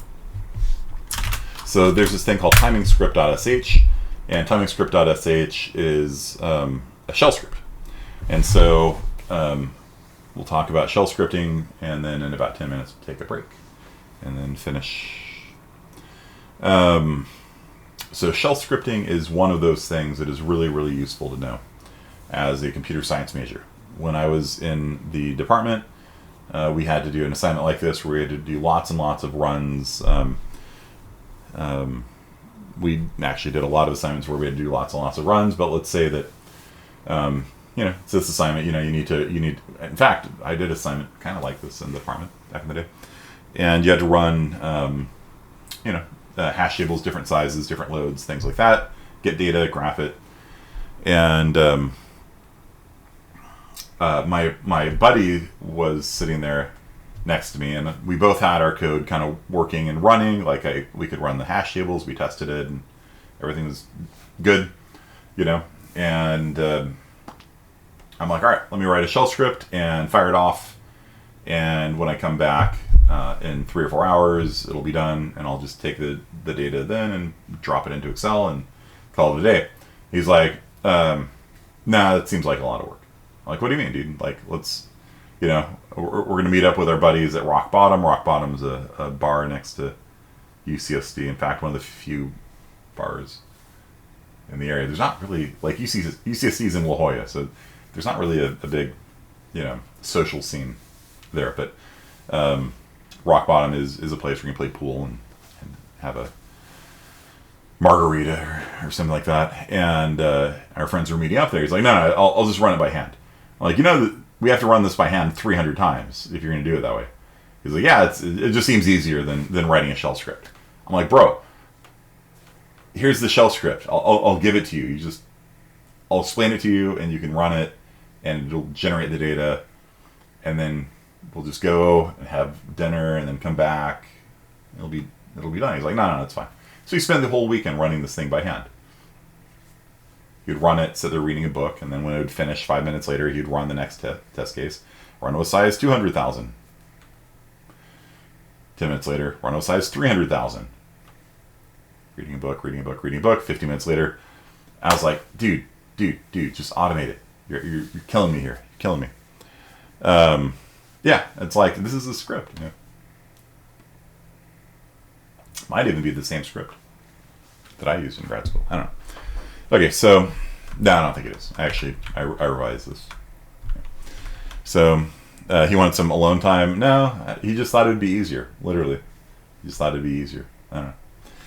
So, this is probably going to want to use 2 here. So seek is a UNIX program that 1 to 100 generates the numbers from 1 to 100. If you do sequence from 0 to 2, generates the numbers 0 and 2. Cool. And so for each, it's a for each loop. So it's saying for each value of x from 0 to 2. So the first time through the loop, x is 0. The next time through the loop, x is 2. The next time, 1. The next time through the loop, x is 2.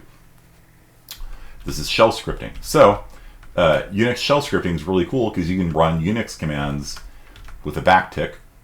So this actually means run the command seek 0 to 2, and it is as if I had typed in here 0, 1, 2, like that. So it actually replaces in the code itself the output of a program, which is one of the reasons why Unix shell scripting is so amazing.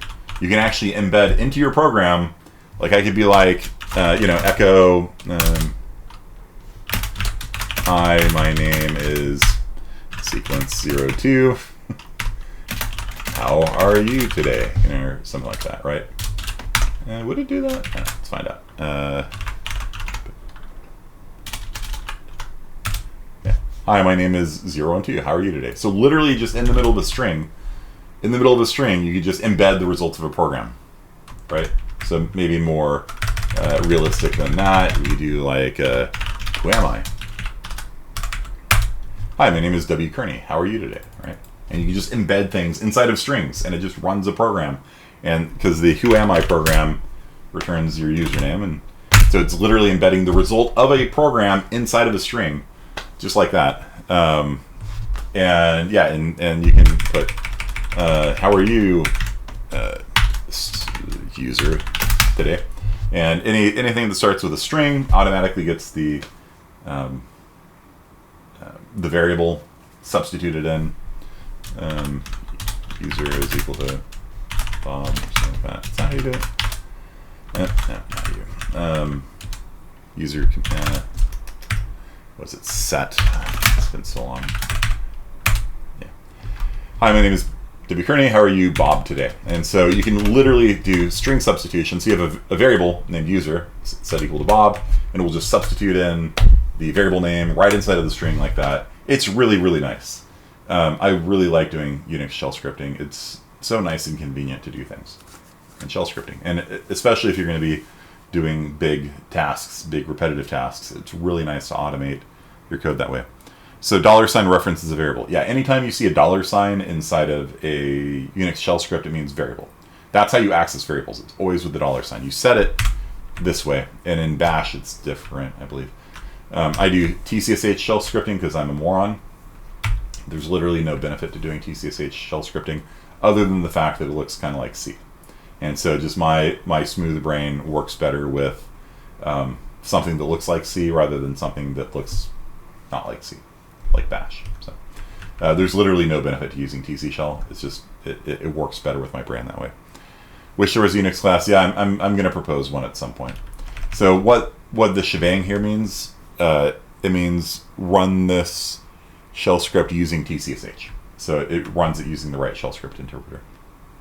Set a variable named Bob, and then it substitutes in the result of a program and substitutes in then the variable name. It's really cool.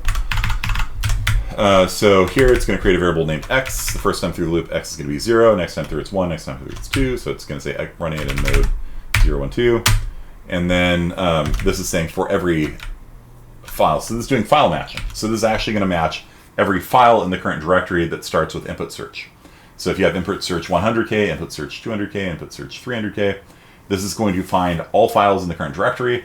And the first time through the loop, y is going to be the first file. Next time through the loop, y is going to be the second file, so on and so forth. So this is just getting all files in the directory that match a pattern. In this case, input search star matches anything after that. Then it's going to run the program with mode x redirecting in the file y. And it's going to do it 5 times. And so t is how many times we do it. And then we run the program 5 times. And it's going to run the program over and over again. And your code is just going to echo out the time. So you're going to see error. You're going to see error the time because see out gets caught. See out is going to go to the trash bin, dev null. So you need to see error the time that it took your code to run. And actually you don't even have to do that because we're using time. So time is going to run your code, and it cuts out everything before the U, so it just gives you a time, how long your code took to run. And it's running it in nice mode. It's nicing it to a level of 19. That's maximum niceness. So your code runs with the lowest priority on the server. We do that in order to avoid lagging the server out. Okay. Can you change input search to grab a specific file with a variable that you want to start with? That way you don't have to change it manually every time. Yeah, sure, of course. Yep. So you can use the generator program to the generator program makes a tons of inserts, searches, and removes. And so you make the input files that way, and then the timing script for each no match. What did I do? Did I break it?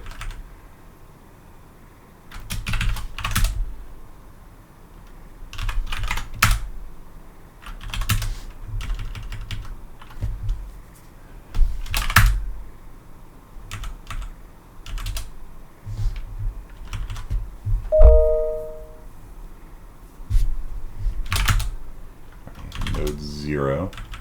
So it's not finding any input searches? Is that what it's telling me? Insert search. Not input search. Insert search. Okay. There we go. Okay. And so what's going to happen is it is going to, it automates your runs. And so for every input file in the directory, it is going to run your code in mode 0, mode 1, mode 2. And it will print out how long that mode took to run. So it'll just spit out a bunch of numbers. Then what you're going to do, we'll talk about with the numbers when we come back after these commercial breaks. Yes, this break was brought to you by Raid Shadow Legends and NordVPN. Okay, so we've talked about how to make a hash table. We've talked about how to time it. Now let's talk about how to graph it. So you should have access to some sort of graphing tool, some sort. Excel, pretty easy way of doing it. If you got some numbers, 1, 2, 4, 8, 16, 32, 64, 28.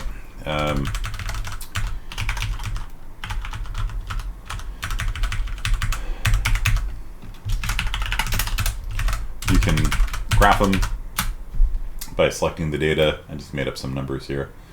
And let's see where we got. Insert graph.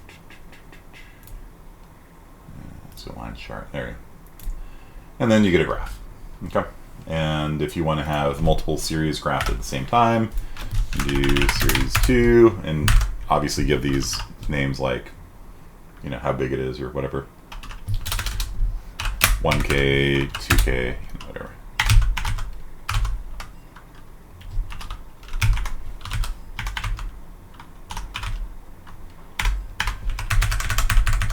I'm just making up numbers here. Graph them. insert recommended charts. Let's see here. There we go. For the title, running time of linear probing. Voila. Okay. 1K, 2K. You can put all 10 on one if you want. It's up to you. You might have just 3 timings per number. So you might have like 33%, 66%, 99%, something like that. So you might have like a bunch of different series at 3 different loads, things like that. So that's it. Graph it, copy and paste this into a Word document or PDF or something. And then you're gonna write a little paragraph like, I found that chaining had the worst runtime, but I might use it. You do this in Word, not in Excel, obviously. But I might use it anyway because it is so easy to code or whatever. So there you go. Something like that. So you write a couple paragraphs. Attach graphs, attach paragraphs, and that's 5-year points. 5-year points will be for correctness on the code. So your code will be auto-graded. And then 5 points will be for the report. And actually, I think it's like 10 and 10. What is the X and the Y? The load. So load on a hash table is what percentage full it is. So that's a good way of comparing and contrasting the different implementations. You might not want to show 1K versus 2K, maybe.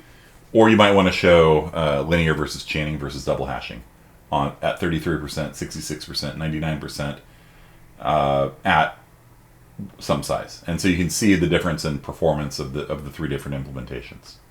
You can kind of put your graphs together however you want.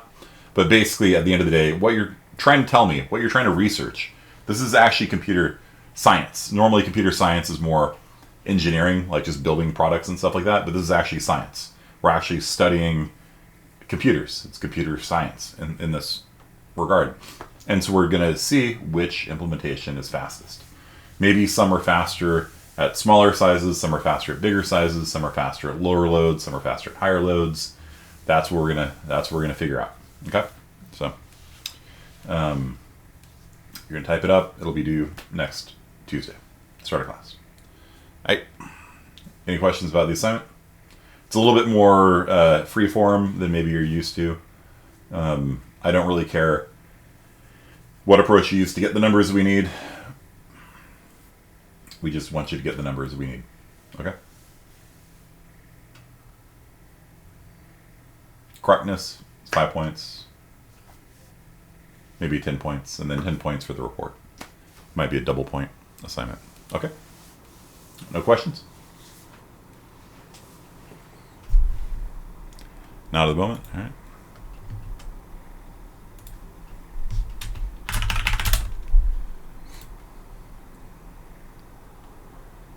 Did you miss code somewhere? Yeah, if you want to use argc and argv, you need to put it here. It needs to go into the parentheses of main. You're probably used to doing main like this. But either of these are fine.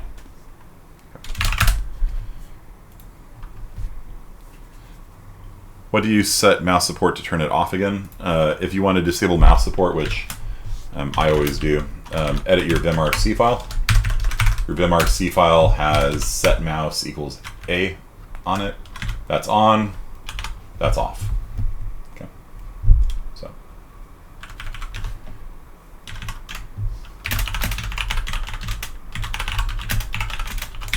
And if you want to switch Control Z with undo, you can use this as well.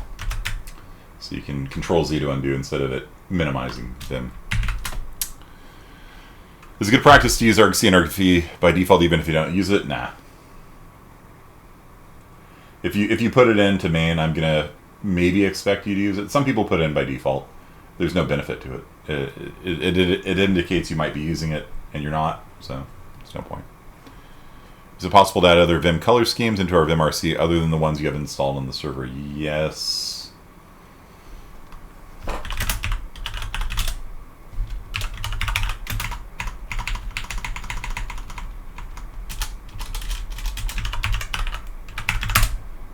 I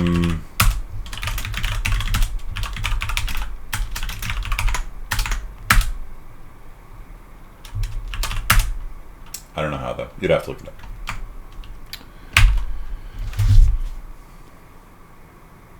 Okay. So let's move on then.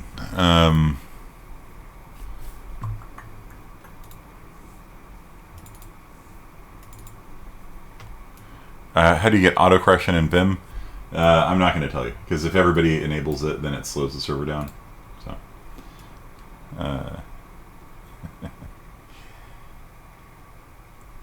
so we got 30 minutes left. If you can figure it out, you can turn it on. It's your quest. Okay, so we're going to start a brand new unit now. And tonight, when the competency exam is due, the next competency exam will go up after that on modular arithmetic. Our next big topic is combinatorics counting. Okay, and so this is a huge topic.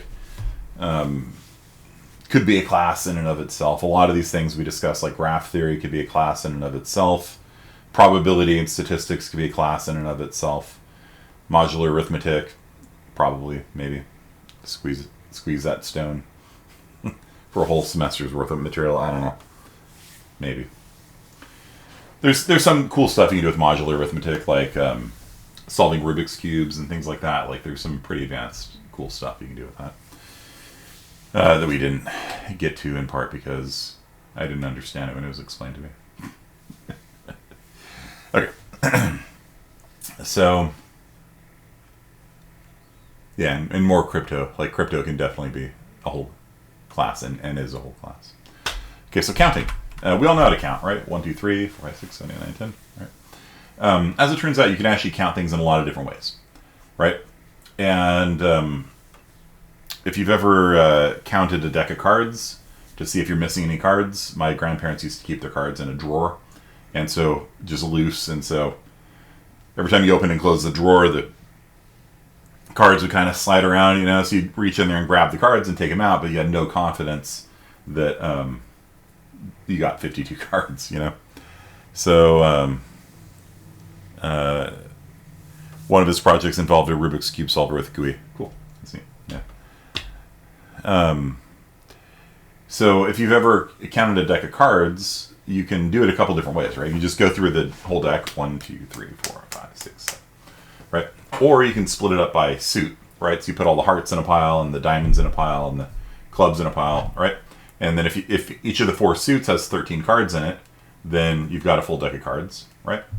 Or you can put all the 1s in a pile, all the 2s in a pile, all the 3s in a pile, and if all 13 different numbers have 4 in it, then you got a full deck of cards as well. So, do you guys understand? Like, basically, you can kind of divide it up. You know, you can kind of partition the set, is what it's called, in a bunch of different ways. What you're doing, formally, counting something is actually to say how large a set is. And so a set is, what is a set? It's a really deep fundamental question, but have you guys heard of set theory before, or like what a set is? You guys heard this term before? Have not? Okay. Well, so a set, like, I'm sure you've seen it before. We were talking about it earlier in class, right? So a set, you're like, it's a BST? No. The implementation of the set class in C++ is using a BST. But what a set is everything is either in a set or it's not in a set. So if you're making a set of integers, right? If you have a set of integers, for every integer that exists, from negative 2.1 billion to positive 2.1 billion, it is either in the set or it's not in the set. Okay?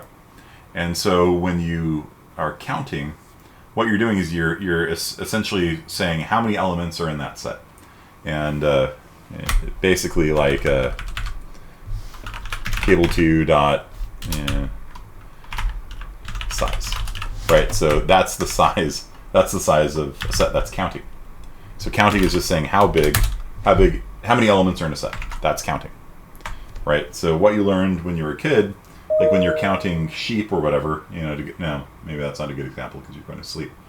But if you're like, if you have 3 toys, you're like, okay, 1 toy, 2 toy, 3 toys. You have a set of toys. Your set of toys, out of all the toys in the world, this is the set of toys you own. And how big the set is 3, because there's 3 elements in the set. This toy, and this toy. These are my 3 toys. That's the set of all toys that I own has a size of 3. So you count 1, 2, 3. It's the same thing. Okay. So dark space, yeah, I've been using Solarized a fair bit. It's kind of nice. Yeah, Fresno State. I work at Fresno State now too, and I like the people there. I really do. They're concerned about students and making the instruction better and stuff like that. I teach CSI 1 there.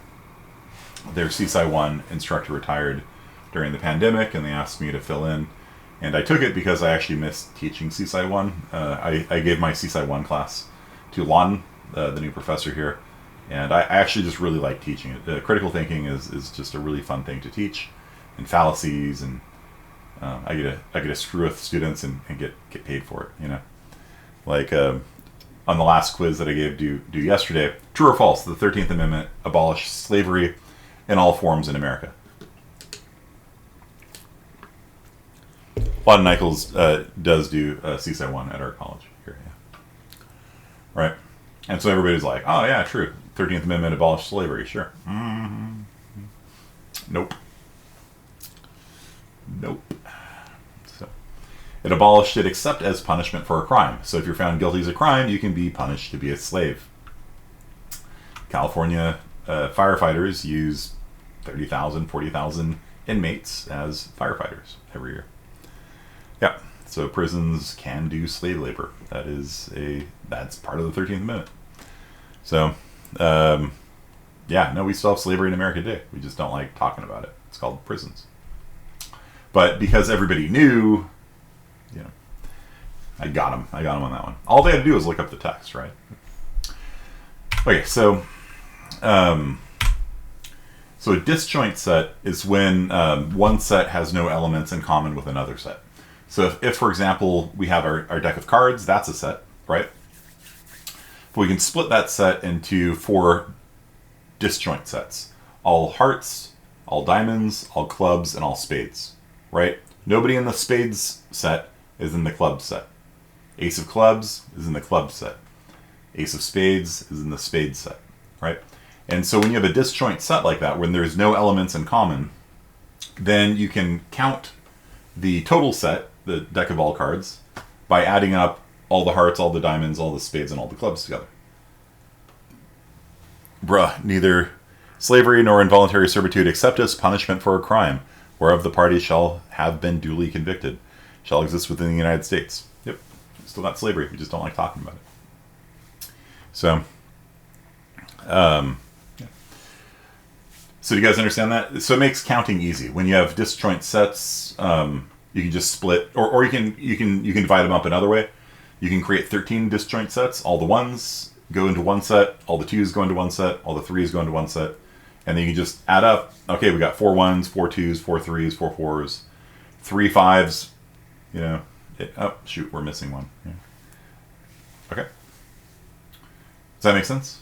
Like a set. Something is either in a set or it's not in a set. So if I've got cards on my table, I can make a set of all the 1s. And all the 1s are in the set, all the 2s are not in the set. Does that concept kind of make sense? Set is a really almost vague notion that is nonetheless really, really important. Do you guys understand the notion of a set? All objects are either in a set or not in a set. And you can define a set almost any way you want. Right? The set of all books on my bookshelf right now. So, Bjarne Stroustrup's, the C++ programming language, is part of that set. My Genki textbook here is not part of that set. It's on the bookshelf. Okay. You guys understand that notion of a set? Either You can define a set almost any way you want. The set of all students in my class. All of you are a member of that set. The set of all students in CSI 1. I don't think any of you are taking CSI 1 with me right now, so none of you are a member of that set. Okay. You can have the set of all men in this class, right? Some of you are in the set, some of you are not in the set, right? So you can partition sets in different ways to create subsets and things like that. Seems arbitrary? Yeah, it's a really open-ended concept. Yet, set theory underlies all modern math. So the foundations of mathematics are actually based on this very sort of open-ended concept. Either something's in a set or it's on a set. That's it. And so the set data structure on the server, something is either in the set or it's on the set. You insert the number 42 into the set, it's in. If you insert it again, it's still in. You don't get two of them. It's on a multi-set, which does exist. 7's not in the set, right? You just basically say, is something in the set or is it not in the set? So, so one thing you can do when you have a set is a lot of times you can actually replace, if you have a set of numbers, you can oftentimes, not always, but oftentimes, you can replace all the numbers in the set with their average. Okay? So if I asked you, what is the average result on a D6? A D6 is your standard 6-sided die.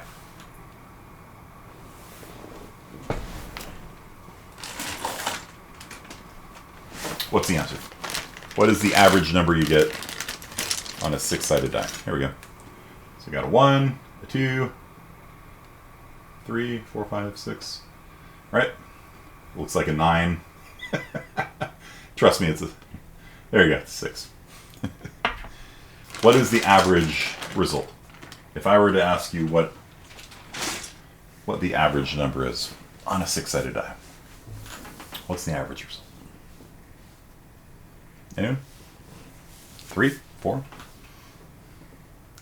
We got 1, 2, 3, 4, 5, 6.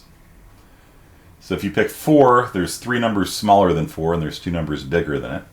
If you pick 3, there's 2 numbers smaller than it and 3 numbers bigger than it. So neither one of those is the right answer. 5, there's 1 number bigger than 5, and there's 4 numbers smaller than 5. It's definitely not it. So what is the average result of a D6? This is something that bugged me as a kid. So I could never figure out, is it 3 or is it 4? Like what? You know? And the answer is actually 3.5. So 3.5 is the average result on a D6. 1, 2, 3, 4, 5, 6. Add the numbers together, take the average. Right? 3.5 is not an option. Yeah. So that's the average. So the average result of a it's not the median or the mean. It is the average. So the average is 1.1 plus 2 plus 3 plus 4 plus 5 plus 6 divided by 6, 3.5. So the average result of a D6 is 3.5. So if I were to ask you what the average result of a fireball is, a fireball, let's say, is 10 dice, 6 damage. You take your D&D dice here. I got a bag full of random dice here and miniatures and stuff like that. You roll 10 of them, toss them out on the table. You could compute the average by checking every possible outcome. There's 6 times 6 times 6 times 6 times 6 times 6 times 6 times 6 times 6 times 6 times 6 possible combinations. You can add all those combinations up, divide by the total count, and you would get what? 12 or recasting it. Well, yeah, fifth edition player, yeah, spotted, right? So in 3rd edition, it would do a d6 per level up to a cap of 10. So we're talking about a 10 dice 6 fireball. So in 5th edition, you have to upcast it, I think, to 5th level to get 10 dice 6 damage on it. So we're going to cast a 5th level fireball, 10d6. Okay. So what is the average damage on a fireball?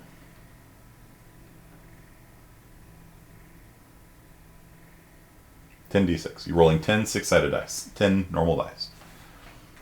There's the long and stupid way of calculating it, or you can do replacement with the average. Replacement with the average means rather than thinking of it as a 1, a 2, a 3, a 4, a 5, and a 6, and looking at all possible combinations, you treat that die as a 3.5. Every time you roll the die, you do 3.5 damage on average. So if you're doing that 10 times, what is the average damage on a fireball? It's like I'm rolling 10 dice, and each of those dice just has 3.5 painted on every one of the sides.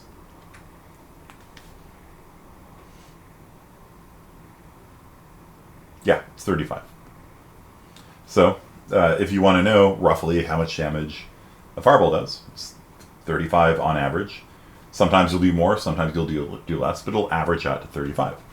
And this is how casinos look at their gambling odds, right? They usually look at the average result of a, gaming table. If you compute all the different odds on a craps table, you can figure out how much money a craps table will produce per person, per bet, based on a bet size, things like that. And then you just average that across, okay, we're going to put in 10 craps tables and we're going to put in 1,000, and then just the law of averages kind of works out. When you zoom out far enough, like you can just figure out, like, okay, we're going to be making $1 million a day off the craps and blackjack tables. We're going to be making $2 million a day off the slot machines, And obviously depends on getting warm bodies in there and stuff like that. And the pandemic obviously has not been probably too good for that. But when you kind of zoom out like that, you can just sort of replace all these, very random processes with just the average. And a lot of times that's good enough. So, for example, if I asked you what is Gauss, a famous mathematician named Friedrich Gauss, was given a math problem when he was a kid. His elementary school professor didn't like how he was always solving problems really fast, so the professor came up with a math problem that would keep him occupied for a while. So he said, I want you to add up all the numbers from 1 to 100. And so Gauss sits down, and about a minute later comes back. He says, all right, here's the answer. And the guy's like, no, that can't possibly be right. And so he sits down and he works it out the long way, and he's like, you were right. So, is Vegas in full swing? Cool. So this is the observation that Gauss made as a 5th grader or something. I don't know how old he was. So the average value is 50.5. Okay? So if you make this observation that if you're adding up the numbers from 1 to 100, 1 plus 100 is 101, 2 plus 99 is 101, 3 plus 98 is 101. So you've got 50 pairs of 101s. Do you see that? 50 times 101. And so you just wrote down 50-50, called it a day. Done. And another way you can think of it is the average value from 1 to 100 is 50.5. Same thing, like the average value from 1 to 6, 1 plus 2 plus 3 plus 4 plus 5 plus 6 is 3.5. 1 plus 6 is 7, divided by 2 is 3.5. That's how you know the average value of a die. If you have a series of numbers from 1 to n, it's 1 plus n divided by 2. That's the average value. And so you can think of this whole series here as just adding up 50.5 over and over again. So you could replace all these numbers with just 50.5 plus 50.5 plus 50.5 100 times, and you get 50-50. So a lot of times, you can actually simplify life. You can make your life a lot simpler when you're doing these kinds of things that kind of explode in complexity by simply replacing the number with the average. So if I was asking you, what does more damage? A cone of cold that does 8 die 8? Or a fireball that does 10 die 6? What do you think? A D8, by the way, is... Are they D8s? Or are they D10s? I don't cone of cold very often. Got D10s in here. This is a D10. 10-sided die.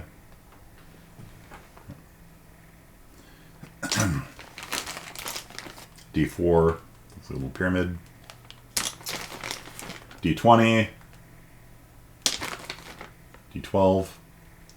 So D8 has the numbers from 1 to 8 on it. It's an 8-sided die. Has the numbers from 1 to 8 on it. So what does more damage? Rolling 8-sided dice, or 10 6-sided dice. So the average damage on a D8 is 4.5. Yeah, okay. And Fireball is 10 die 6. So what does more damage? 8 die 8. Is it 8d8 in 5th edition? Good. I played so many different editions of D&D, like they all sort of like bounce around in my head, you know. Let's see. D20 SRD.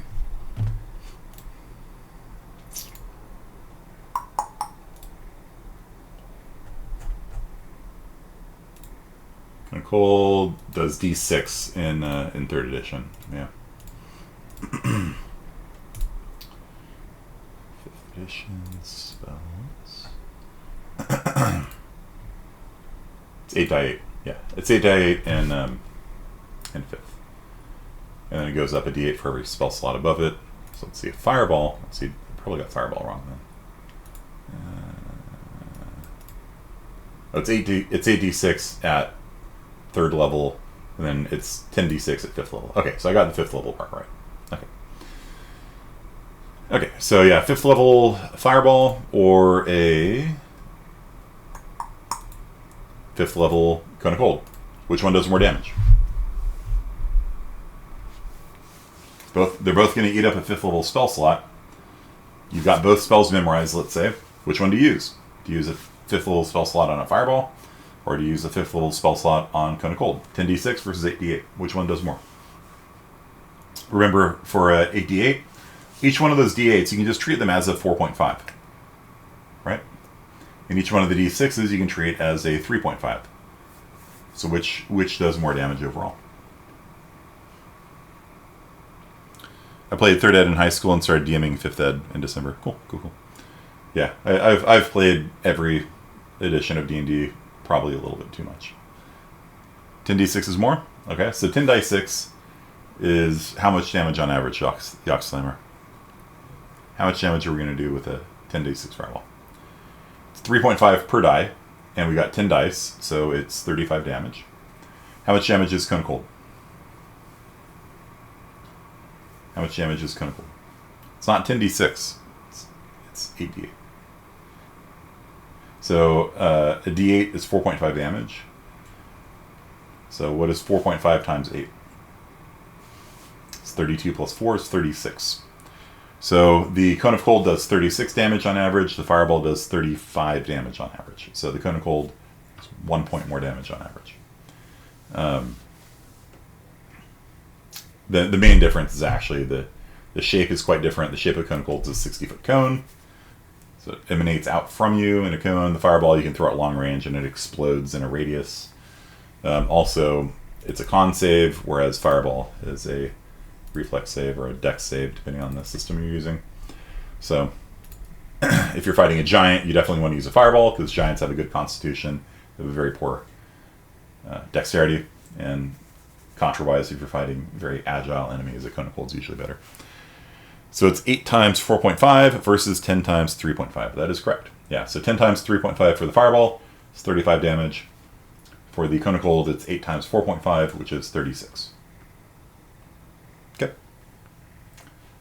And we can do that for anything in here. Flame Strike does 4 die 6 fire damage and 4 die 6 a vertical column of fire. That's 4d6 fire and 4d6 radiant damage. So how much damage does Flame Strike do? Now this one you might want to use if enemies are fire resistant, right? Because the radiant damage will get past fire resistance. But how much damage does it do? Let's say don't worry about saving throws or damage types. Just how much damage does the Flame Strike do? It's also a 5th level spell, so it takes up the same spell slot. How much damage does it do?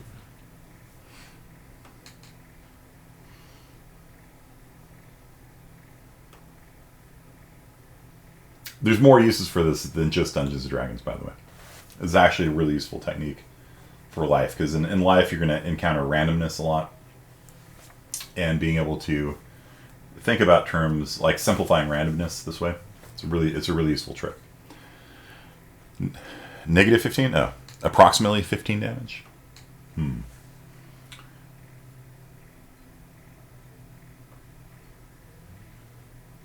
How much damage? Anyone? We're basically out of time for today, so once somebody comes up with the answer for this, I will let you go.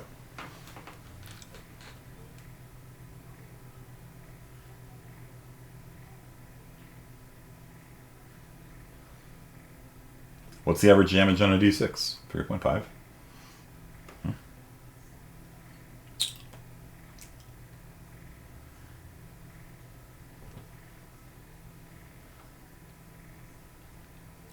14 damage? 15 damage? It's 4d6 fire and 4d6 radiant. So how much damage does it do?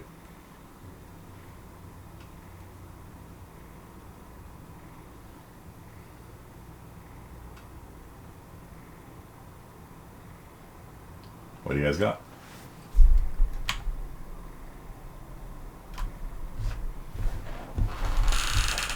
I'll just very happily sit here and look awkwardly at you until somebody answers it.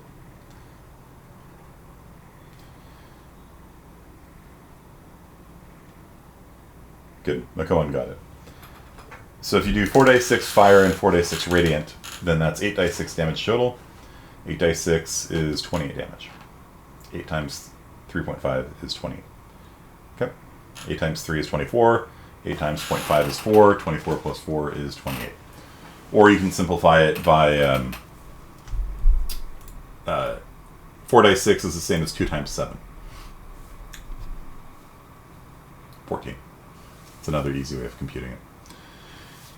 Okay, so yeah, replacement with the average is a good trick, and so we're gonna get into set theory on Thursday. It's a really huge and important topic that every person needs to understand. It's the basis for databases, which is one of the most important topics in computer science as far as like employability goes, and it's the foundation of modern mathematics. And so understanding set theory is going to be a really important thing, really nice thing for you all to learn, both from a theoretical and a practical perspective. So today we just talked about disjoint sets. Like if you want to count how many elements are in a set, if you can divide it into disjoint sets that have no overlap, then you can count the disjoint sets and add them up to count the thing. So you can, if you have a deck of cards, you can divide them into suits, count how many cards are in each suit, and add them together.